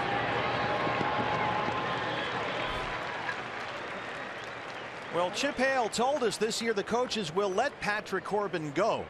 No pitch counts, no innings limits, nothing he went through last year, which was for good reason coming off Tommy John. But they will watch the health of Corbin's arm. They'll be careful. He's been pretty efficient today. He wants to get back to where he was during his All-Star season in 2013 when he got over 200 innings. He wants to be a guy that goes out there every 5th day. And he got a little frustrated at times last year. They had to nurse him back. He went more than 6 innings in a start only 4 times and threw more than 90 pitches just once all year. And so one of the things Patrick has been most looking forward to is going out there and not having to think about innings and pitch limits and worry about every foul ball and uh-oh, this is going to be it. And so far so good at 75 pitches, 49 strikes. I bet Patrick Corbin never paid as much attention to how many foul balls were hit against him in a game until he was on a pitch count last year. It's something you really don't think about a lot unless you're on a pitch limit. Well, the recovery has gone really well for him, he says. And he's been able to go back and feel just as strong after every outing. And that's something that he did struggle with, Bob, last year. We would see starts occasionally where it was clear Patrick just didn't have it that day in terms of strength and durability, trying to build that shoulder strength back up. Rayburn, fly ball out to Drury. Drifting back at the wall, and it's gone. Ryan Rayburn, they wanted right-hand power, and they got it. It's the 3rd Rockies home run today, and they take a 4-2 lead.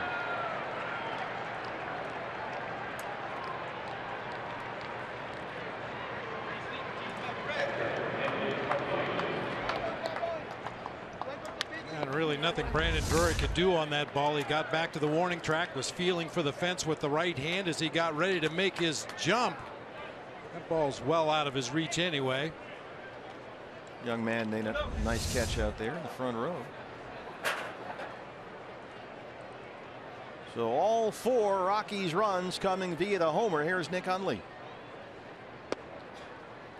Trevor Story a 2-run shot in the 1st. LeMahieu a solo shot in the 3rd, and now Rayburn with 1 out here in the 7th.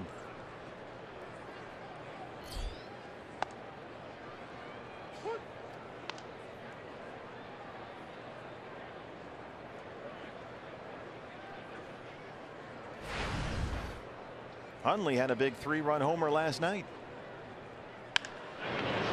Nick Ahmed.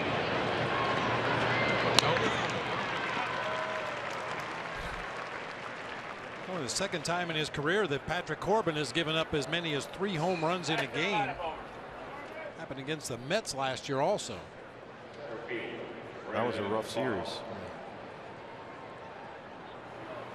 That was the site of the Kirk Neuenhuis game. Yeah, I was trying to remember who it was. Yeah, you're right. Neuenhuis, who I think has homered 4 times in his career, had 3 against the Diamondbacks in one game. Ruby De La Rosa was the starter in that game. And that was right after Patrick had just come back from the Tommy John. Who knew the Mets were headed toward the World Series? I guess we should have figured that out.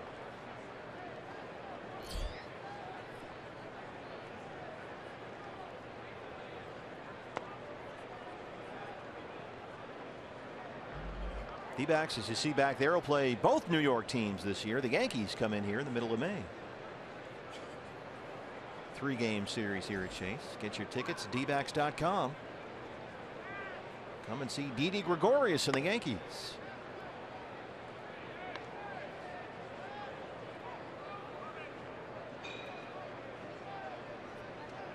But Didi's handled himself well in New York. That's not an easy job coming in there replacing a legend like Derek Jeter, but he's handled it well.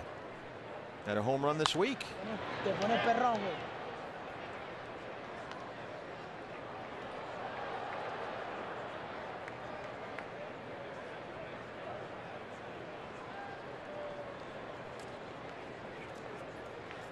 Of course, as part of that Didi Gregorius trade, a 3-team trade, the Diamondbacks, Yankees, and Tigers, D-backs got Robbie Ray.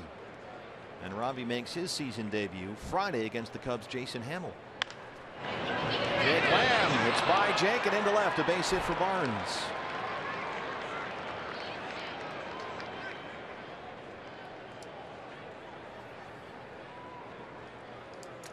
That goes a base hit. A lot of topspin. That second bounce, I think, got there a little quicker than Jake was anticipating. Looked like he had a beat on it right there, and then the ball just shot by him. Well, Walt Weiss is going to let Tyler Chatwood, his starting pitcher, take the AB right here.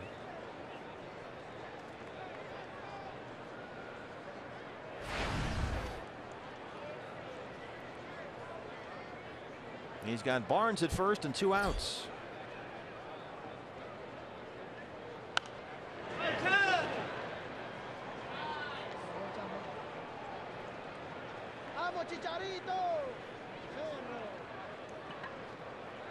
There is no one throwing in the Rocky bullpen.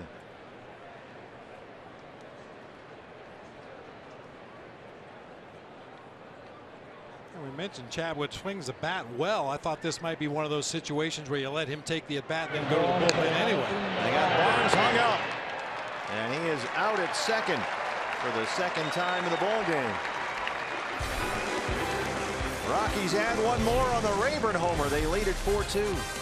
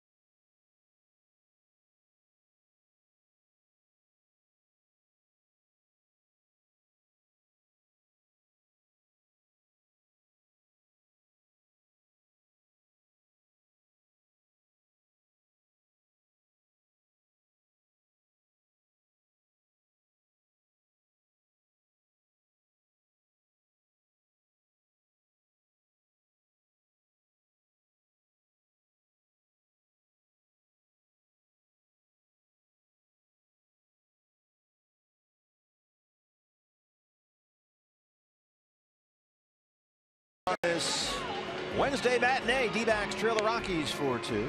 And it's time for some history, BB. Yeah, a legacy moment. Our Geico This Day in Baseball history. Luis Gonzalez both hit home runs on opening day at then Bank One Ballpark.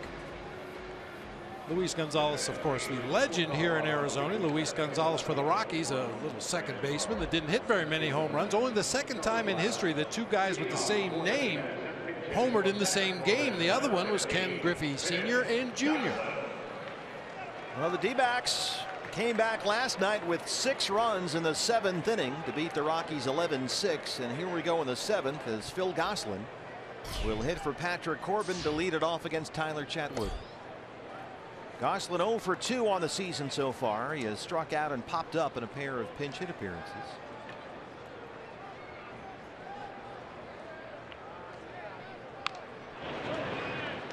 And I tell you what, win or lose, it's been a great day for Tyler Chatwood, who this afternoon is pitching in a major league game for the first time since April 29th of 2014, back from Tommy John surgery. And he has pitched really well.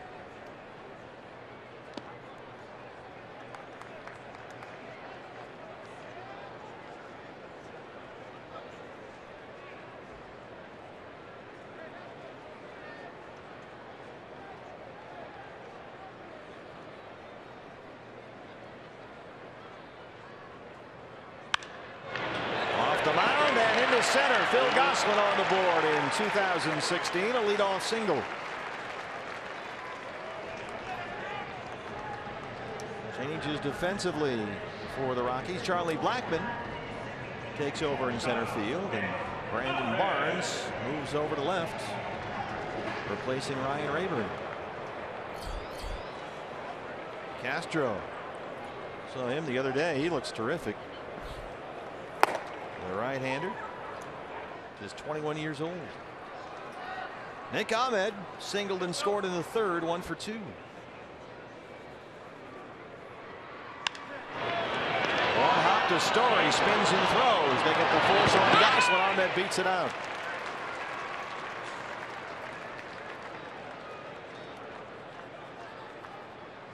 Ball was struck well. Unfortunately, this Rockies infield making all the plays today. Story gets to it.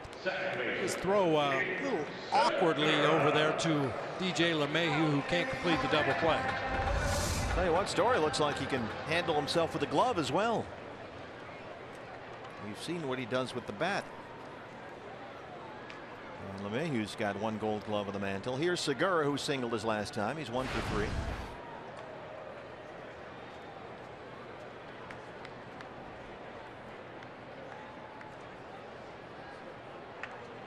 I'm not sure guys have mantles anymore. I spent all winter watching the Flip or Flops or the Love It or List It and the Fixer Uppers, all those shows.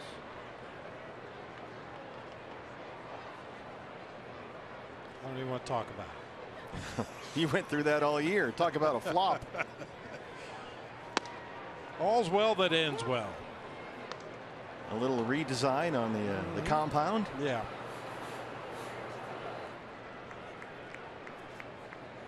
Well, if he doesn't have a Manly, better get one. Got to put that stuff somewhere.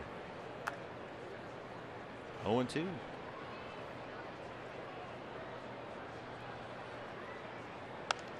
Get off me, ball. Yikes.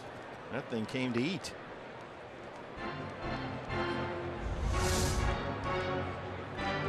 It's like swatting away a bug.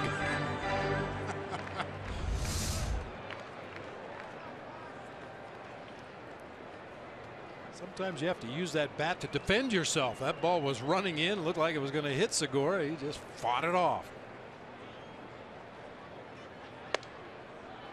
1-2.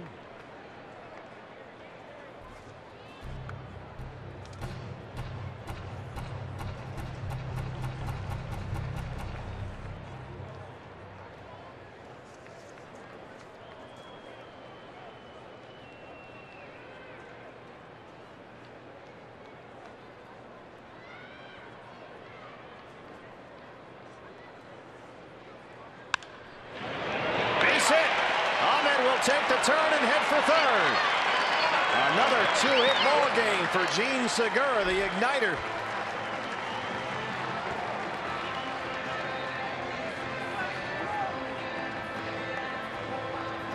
You hit them hard enough, the Rockies infield defense can't get to them. This one is spanked right back up the middle of the field, shoots through into center field. Good aggressive base running there by Nick Ahmed. Play was right in front of him. You don't need the third base coach for that.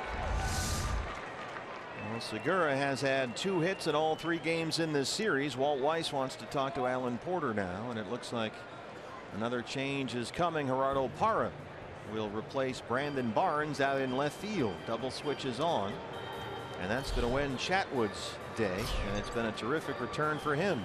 But the Diamondbacks have a 7th inning threat going back after this.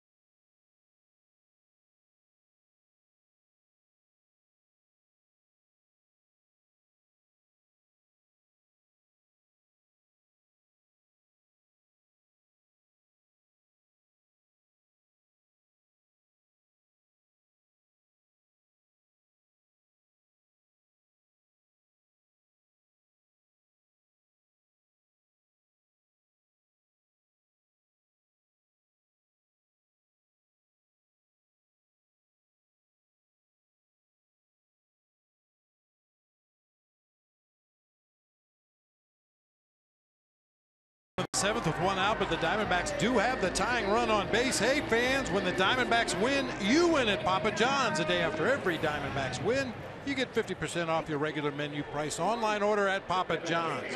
Enter promo code DBACS50 at papajohns.com.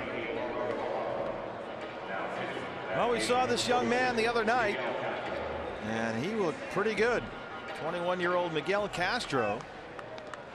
He's filthy, nasty, the whole thing. His stuff moves. He was a handful Monday night. He's throwing in the mid to upper 90s with all kinds of tailing, sinking action on his fastball. So Gerardo Parra takes over in left field. Parra will bat 9th, pitcher spot now 8th in the Rockies order. D-backs down 2 with 1 out, have a threat here. Ahmed is at 3rd and Segura at 1st. And Owings will step in against Castro.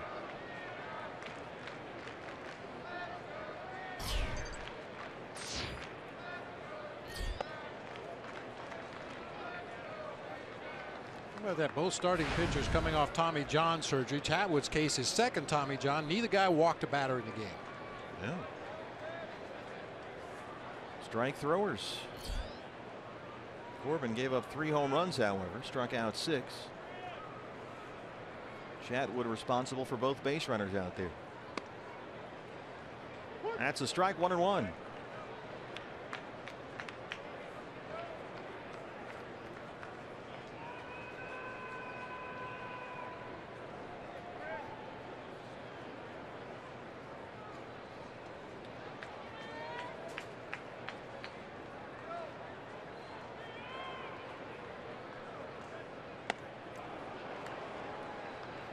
Tough to take that one.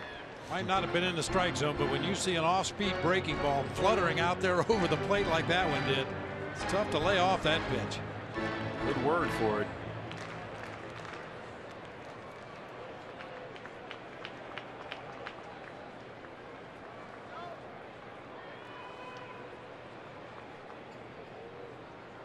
Segura takes off. Owings strikes out, and Segura is in there.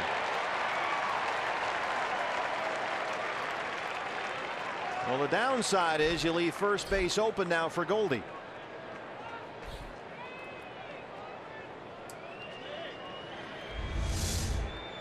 All sliders at bat to Chris Owings. Chases the last one out of the zone. Hundley really had to hurry his throw to second base, and Segura in safely on his belly. Yeah, you're right. Rockies could walk Goldie intentionally. They got a boatload of lefties down in that bullpen for David Peralta, the on-deck hitter, or they could just pitch him carefully. They're going to talk it over. There's a lefty warming up right now in the Rocky bullpen. Here's the pitching coach, Steve Foster. And we'll see how they want to play this one. Peralta on deck. Lefty warming up. First base open.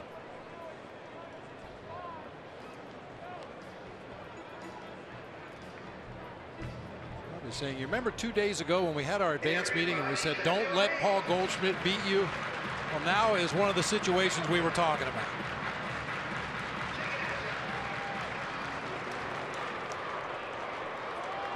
That's the Rocky bullpen. The lefty is just about ready to go. And it looks like they're going to at least pitch to Goldie.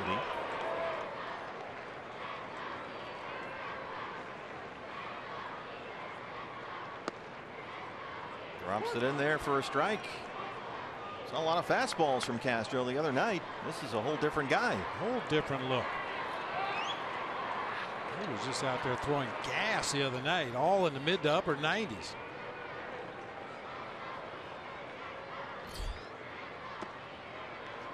It's one of the things about a Walt Weiss managed game that makes you scratch your head. He's got the lefty up. He's ready. First base open. Not quite 6 of one, half dozen of the other, but that would seem to be the move here.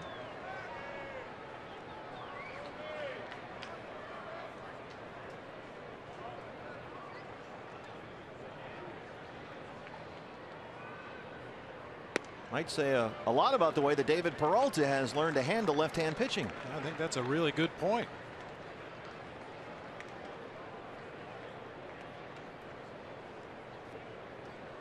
There's an old theory in the game that you don't put the go-ahead run on base via an intentional walk. But there's also an old cliche saying, don't let the other team's best hitter beat you, and this would appear to be one of those situations where you have to make a choice. Do you go after him carefully and not care if you walk him? And if that's the case, why not go ahead and walk him? Tying runs in scoring position. 2 outs, 2 balls, 2 strikes. It's full 3-2.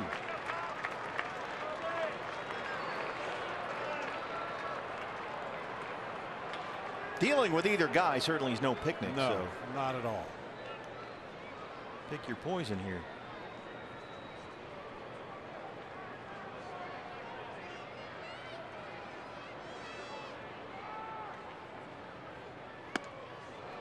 Base is full.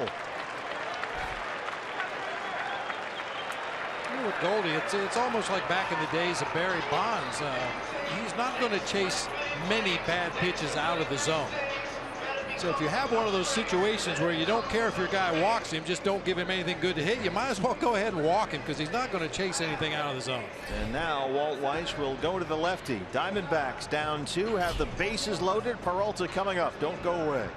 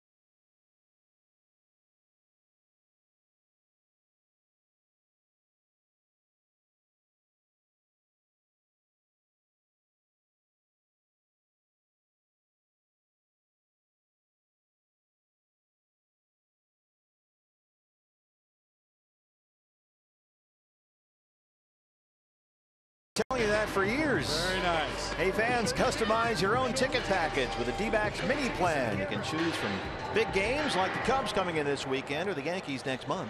Bobblehead nights, holidays, whatever you want. Any combination you choose. Right now, she's got her tickets. She may have even gotten them online at dbacks.com. She likes Wednesday day games, so there you go.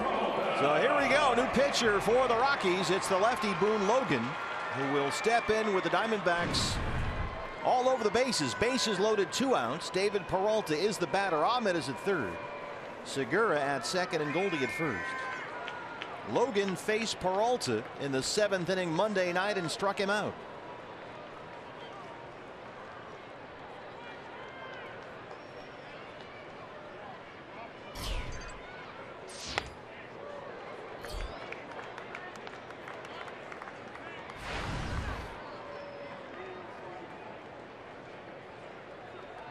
David, who had 2 hits against the lefty De La Rosa here Monday night.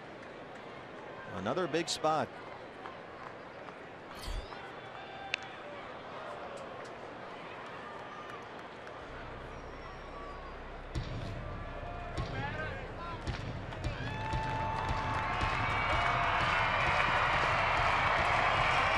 It's the 13th time in this series that the Diamondbacks have had the bases loaded. Good grief. That seems like a lot. They'll take advantage. Trying to mount another 7th inning comeback after their big win last night.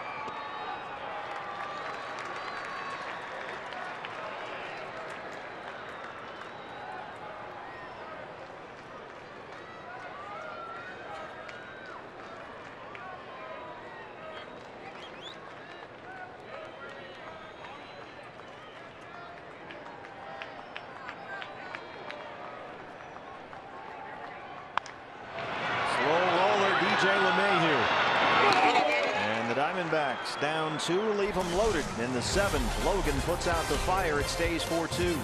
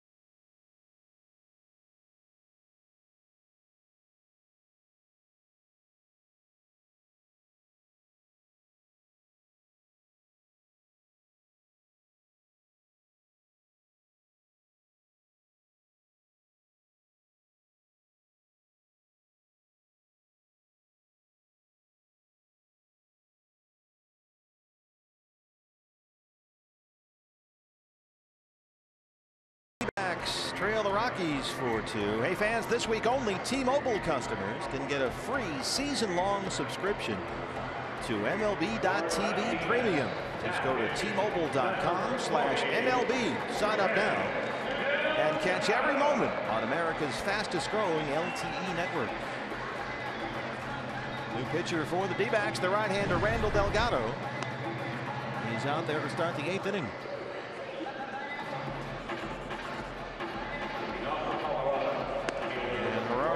Who checked into the ball game as a defensive replacement in left field to lead it off.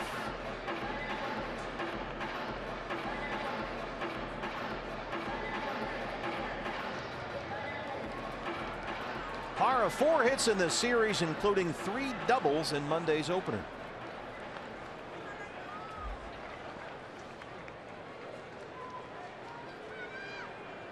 And LeMahieu and Story, who have both homered today, are on deck.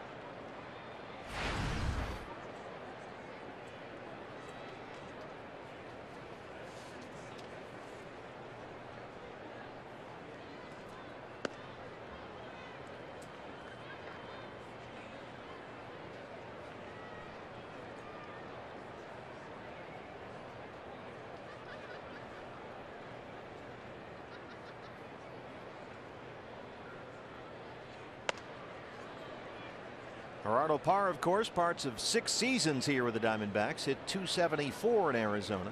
Won 2 Gold Gloves. Traded at the deadline 2 seasons ago for a couple of minor leaguers. Pitcher Anthony Banda and outfielder Mitch Haniger. He's driven to Owings in center. CL drifting over to left center field, and he runs it down.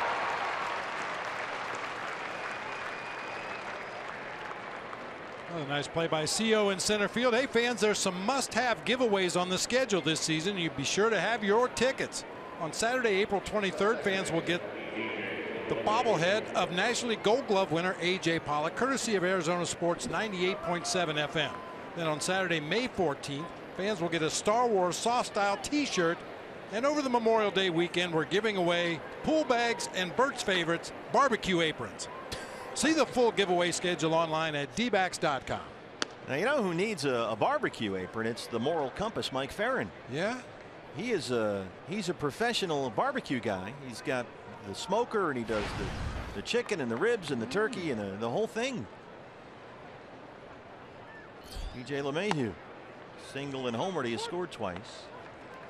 Yeah, Ferrin, he's one of these people that he could be a pro, man. Takes it seriously. He's got all this smoking equipment back there in his backyard. Smoked meats, BB. It's all about the smoked meats. Absolutely.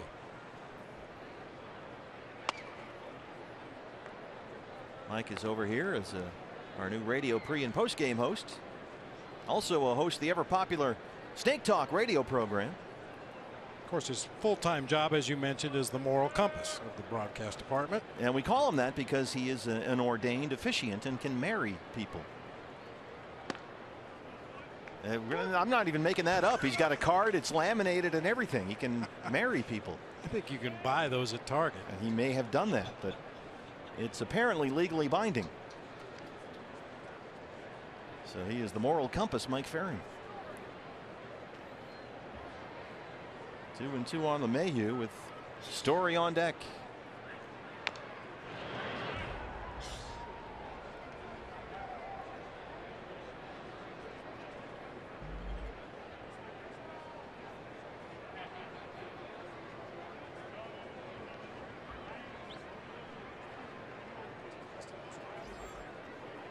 Mentioned in the ball game yesterday about how LeMahieu was batting 8th and kind of got stuck with that spot. Well, he's done a good job here today batting leadoff. He's just a hitter.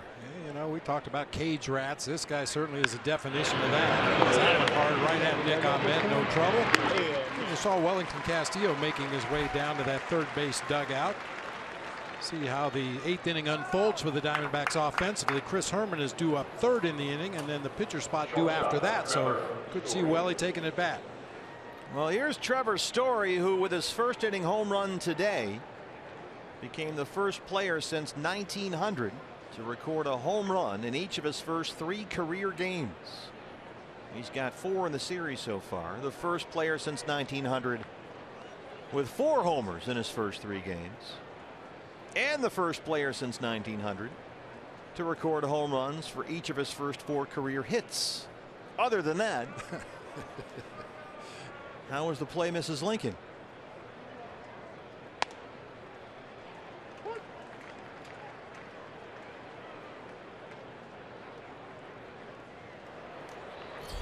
Chad Qualls. Rockies really sort of rebuilt their bullpen in the offseason. They got Jake McGee from the Rays to be their closer. Qualls is in. Jason Mott is here, although he's hurt right now. Trevor Story bidding for one more. And he comes up just a little shy as Drury has it just short of the wall. Delgado a 1-2-3-8. Diamondbacks running out of time here. Lamb, Drury, and Herman coming up. They trail it 4-2.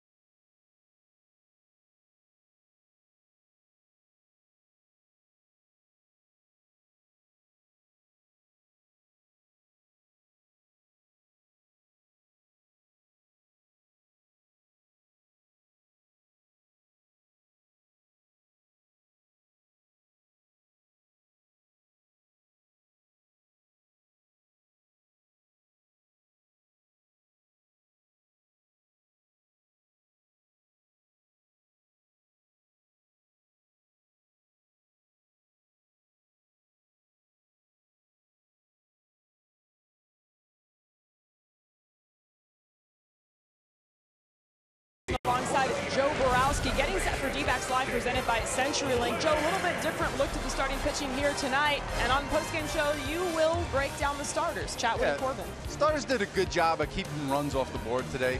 Corbin got bit like most starters on the Diamondbacks with the long ball. I'll break down both starters, and I'm going to show you how the Rockies were able to take advantage of some pitches and knock the ball out of the park. We'll take a look at how the D-backs starters in this series struggled with the home run. That's all coming up on the postgame show, guys. Thank you, guys. Joe and Jody out there getting ready to bring you Diamondback Live postgame show as soon as our ball game is over. Jake Lamb leads off the 8th. Boone Logan still out there for the Rockies. Colorado hit 7 home runs in the first 2 games of a season for the first time in their history, and they have hit 3 more here today, so that's 10 homers in the first 3 games. That's a lot.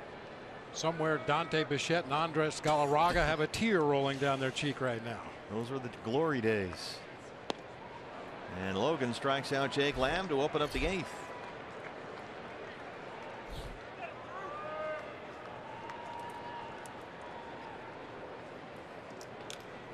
Walt Weiss going to walk out there. Brandon Drury is due up, the right-hand hitter. Chad Qualls has been warming up in the Rocky bullpen. And so Weiss will go get his right-hander. D-backs trail it 4-2, bottom 8, back after this.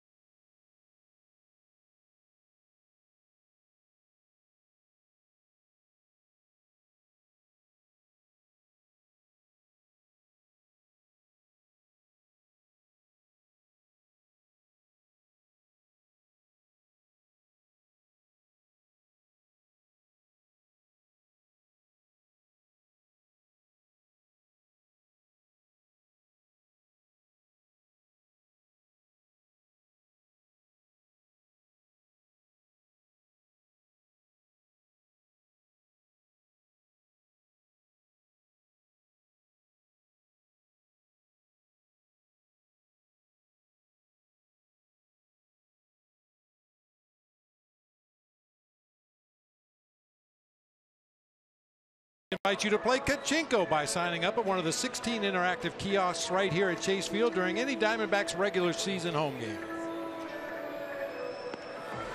8th inning, D-backs down 4-2.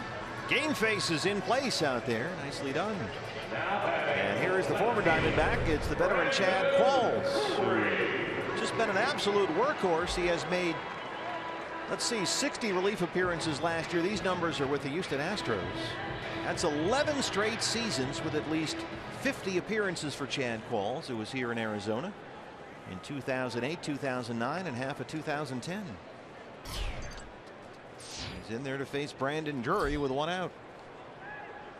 Brandon singled his last time up. He is 1 for 3.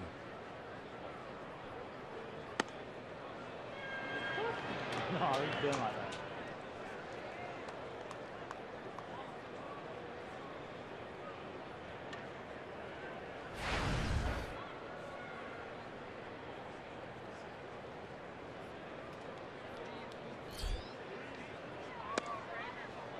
Oh, 2. Well, you're right, Bob. There's a big difference in Brandon Drury's at bats now versus spring training, when he was basically playing every day. You can see it. Yeah, just so balanced. His timing was so perfect. Covered the plate from the inside corner to the outside corner. Just looks a little out of sync right now. And that, of course, was the big fear. He hit about 390 this spring. 4 homers, 10 doubles. Broke down the door, as Chip Hale said, to make the ball club on opening day, but The concern is not playing every day like he was this spring, and Wood in the minor leagues might set him back a bit. Dave Magadan, the hitting coach there on the right next to Chip Hill. 2-2. Especially facing a crafty veteran like Qualls. He comes into this ball game, he's thrown all sliders so far to Brandon Drury.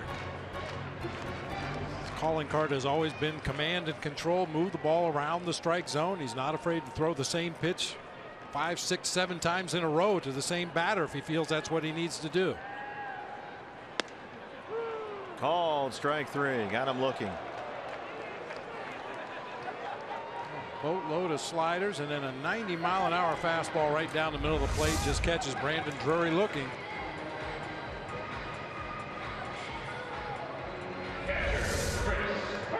Two down for Chris Herman, who is 0 for 3.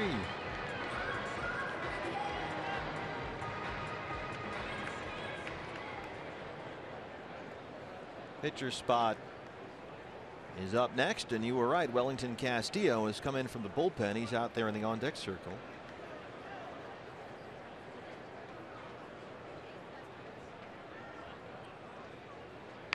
Herman bunts away from the shift, but it rolls foul. D-backs need base runners here. Nice heads-up play by Chris, but he couldn't keep it fair. That's really what you would prefer rather than bunt the ball back to the mound where Qualls can make a play and throw you out at first. When guys who don't run extremely well try to bunt for a base hit, the idea is it's either right down the third base line or it's foul. Don't leave it out there in the middle of the diamond where the pitcher or possibly Arenado can make a play.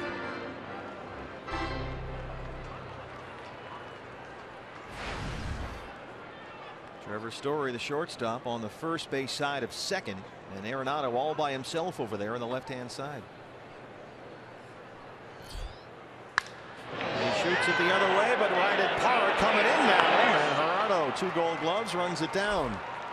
And the Rockies bullpen works a 1-2-3-8. 9th inning on the way. Diamondbacks down 2.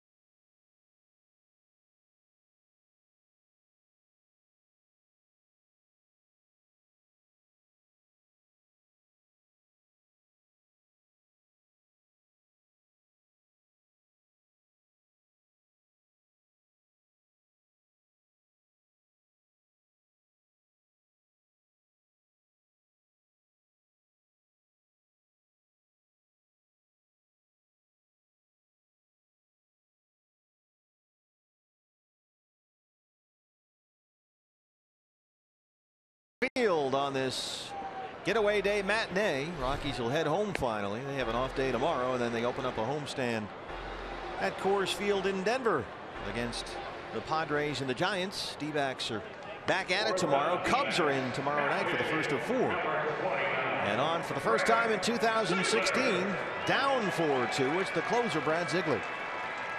I'll get him a little work. Chip Hale said he's going to be trying to be careful with Brad Ziegler and how often he's used and how many pitches he throws, but you don't want to let him sit down that bullpen too long. You got to keep him sharp. The Diamondbacks all-time leader, 312 appearances, a total of 535 career major league appearances, both with the A's and Diamondbacks over parts of 8 seasons in the big leagues. Obviously not a saved situation here. Brad 30 of 32 last year after taking over for Addison Reed. Carlos Gonzalez leads off the Rockies' 9th. He has struck out twice and singled 1 for 3.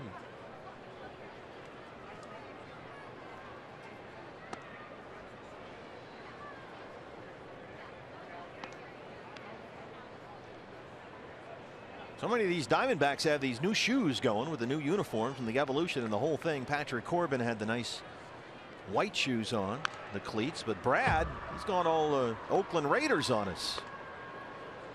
High black socks, all black cleats, a little red in there. Looks good. I used to wear a pair of turf shoes when I managed that were all black, no stripes, no nothing. Call them my work boots. That's a little bit of the look that Brad has, other than the red there on the logo. There's another pair of work boots on John Tumpane.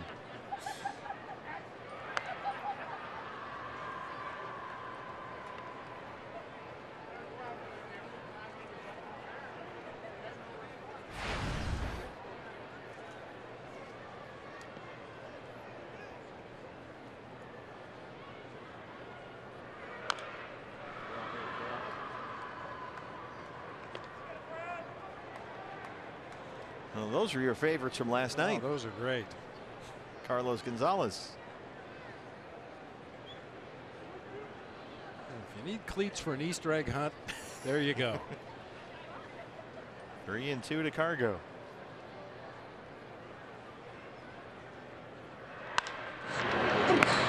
Paul Goldschmidt has to hustle to that bag, and he gets there before Cargo.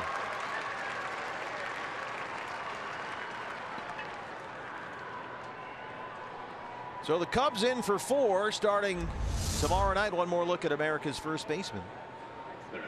Speaking of Gold Gloves, Ruby De La Rosa and John Lackey. These are great pitching matchups, some of these games. Ruby and Lackey tomorrow. Robbie Ray goes Friday, his debut against Jason Hamill. Zach Greinke here Saturday. Shelby Miller and Jake Arrieta Sunday. So come on down, dbacks.com/tickets. The Cubs in for 4. Arenado, who is hitless today, 0 for 3. There's Shelby Miller and Robbie Ray.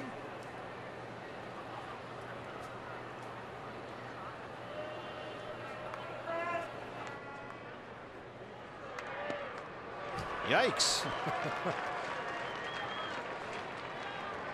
That 1-0 change up to a fastball hitter, a guy that's steadily looking for a fastball. That is just a devastating pitch right there. Drove Arenado to his knees swinging at that 75-mile-an-hour changeup.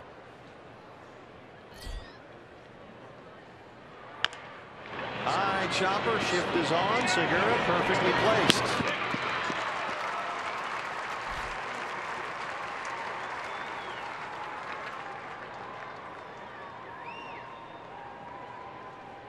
It's hard to argue with what we've seen today about the effectiveness of some of these defensive shifts. I know Clayton Kershaw complained again about them in Dodgers camp in Glendale this spring.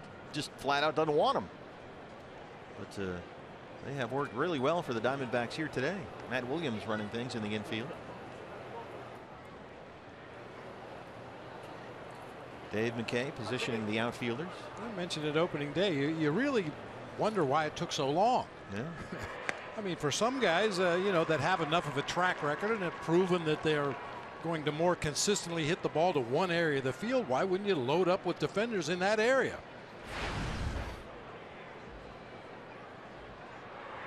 Baseball moves at a sometimes glacial pace, as we've discovered. It does.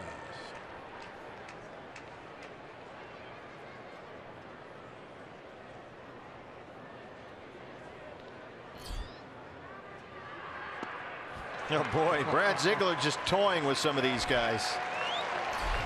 He strikes out Reynolds. So here we go. Bottom 9 coming up. Diamondbacks down 4-2.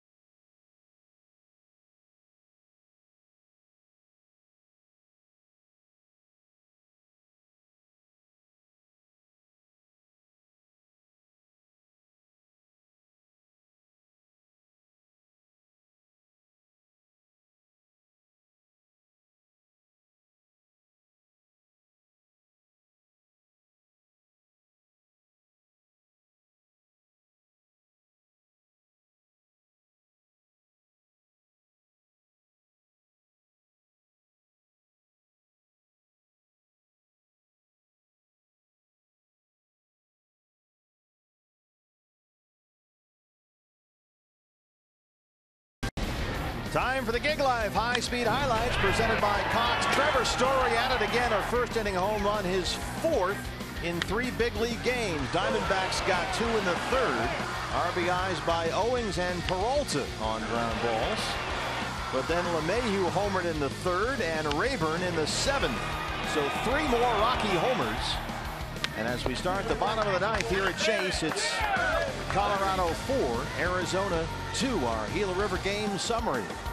And Patrick Corbin's first start this year. Yeah, it really felt like the Diamondbacks were going to get more than 2 in that 3rd inning. They got the 2 on the fielder's choice groundouts, and then again in the 7th they left the bases loaded. Opportunity here in the 9th inning to come from behind once again. But they'll have to do it against the new Rockies closer, and they traded a good player to get him. It's the former Tampa Bay Ray Jake McGee. This guy is a very, very good pitcher. But Dickerson's already hit a couple of home runs for Tampa Bay. So Corey Dickerson now a Ray, and Jake McGee, the closer in Colorado, his first save opportunity here in a 4-2 ball game. And the pitcher spot will lead it off in the 9th, and Ricky Weeks Jr. will be the batter for the Diamondbacks. Ricky singled and scored a run as a pinch hitter during last night's 7th inning Diamondback rally.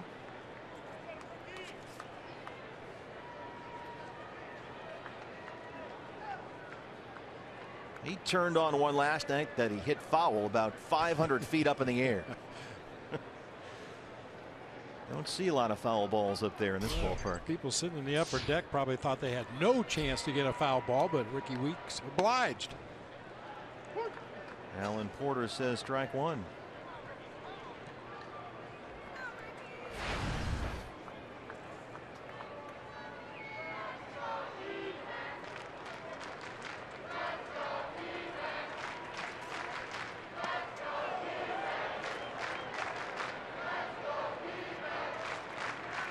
Ricky Weeks had a big spring for the Diamondbacks. He hit over 430 with a couple of home runs. Ahmed on deck.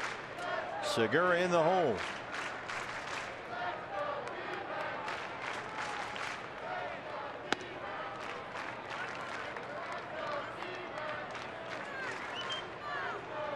Two balls and 1 strike. Segura another 2-hit night.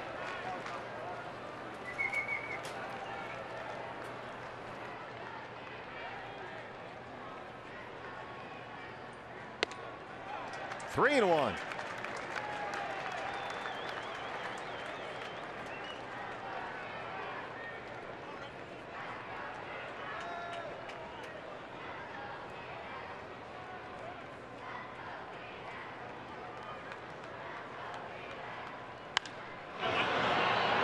Going to stay playable for Reynolds in foul ground.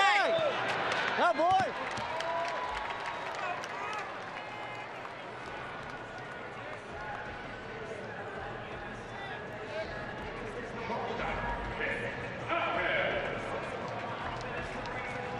Nick Ahmed singled and scored in the 3rd. Nick today 1 for 3.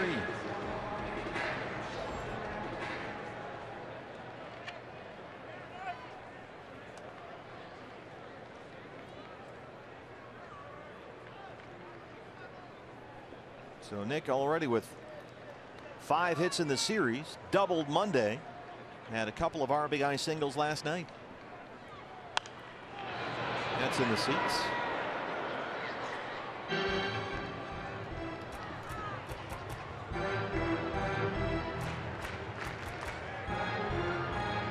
Tampa Bay is a little bit like the Diamondbacks. They kind of get lost in the shuffle in that American League East, and because the Diamondbacks play out here on the middle of the desert, a lot of people don't pay much attention to the D-backs, but this guy's been pretty darn good for a while. Sure has. Yeah. Pitching in the American League East, which is no picnic. 5th among American League relief pitchers over the last 4 years in strikeouts. Well, as I said, they gave up a very good player to get him. I was a big Corey Dickerson fan. I thought, other than Arenado, he might have been their best player once Tulo was gone. But Cargo was healthy last year. Blackman's been a good center fielder. They felt good about their depth, and so Dickerson was moved along. And here's McGee to be their closer, part of a rebuilt Rocky bullpen with Qualls and Mott. that was a needed improvement for the Rockies. It remains to be seen how much of an improvement it will be, but they were dead last in just about every important category that you look at for a bullpen last year. 2-1 pitch to Nick Ahmed. Misses 3 balls and a strike. Well, McGee so far 9 pitches, twice as many balls as strikes. He's a guy that averages over 11 strikeouts per 9 innings over the course of his career. Nick gets it up in the air, high and deep, and way back and gone. Nick Ahmed. And the Diamondbacks are back within 1. He's a whole different hitter in 2016.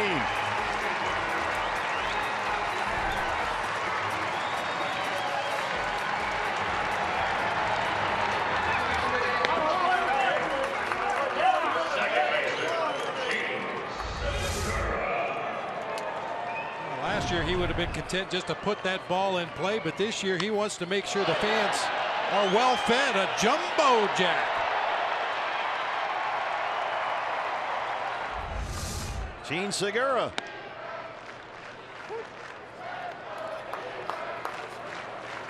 Giving Goldie the scouting report. Segura 2 singles Monday, a home run and a triple last night. 2 more singles today.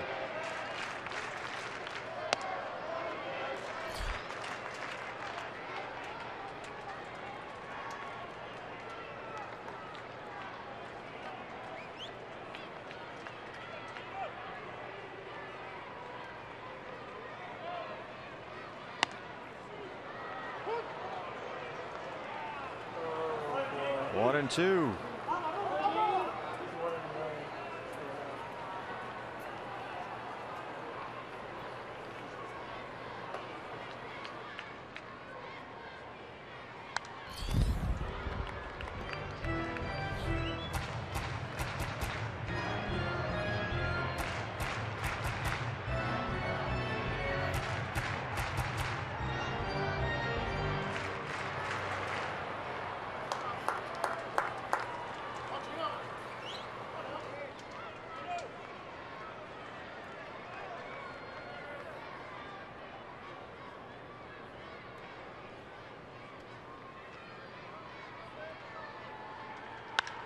Oh boy. Along the right field line for Gonzalez. 2 outs.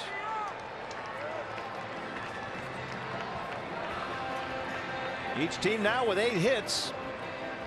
The only difference, Diamondbacks have left 8. Colorado stranded 1. CO singled in the first. He's got an RBI as well. 1 for 4.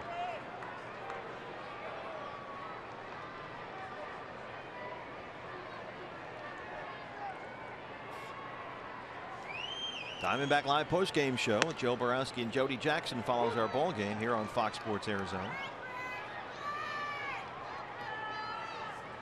We are back with you tomorrow night, 1st of 4 against the Cubs. Don't forget, a Throwback Thursday, fans. Get out to purple tomorrow. Ruby De La Rosa and John Lackey. Oh boy! Cargo drifting back. He's got room. And the Rockies have got the series. It got interesting, but Jake McGee gets the save, the new Rockies closer, and Colorado takes 2 of 3 from the Diamondbacks to open up 2016. There's been said a lot about the Rockies over the years. What an offense. If they can get any pitching at all to go along with the offense and defense they showed in this series, they might surprise some people. Well, the Rockies in this 3-game set hit 10 home runs, 4 of them by the rookie Trevor Story, who played his first 3 major league games. So let's start the Diamondback Live postgame show. Joe Borowski standing by with Jody Jackson. Jody.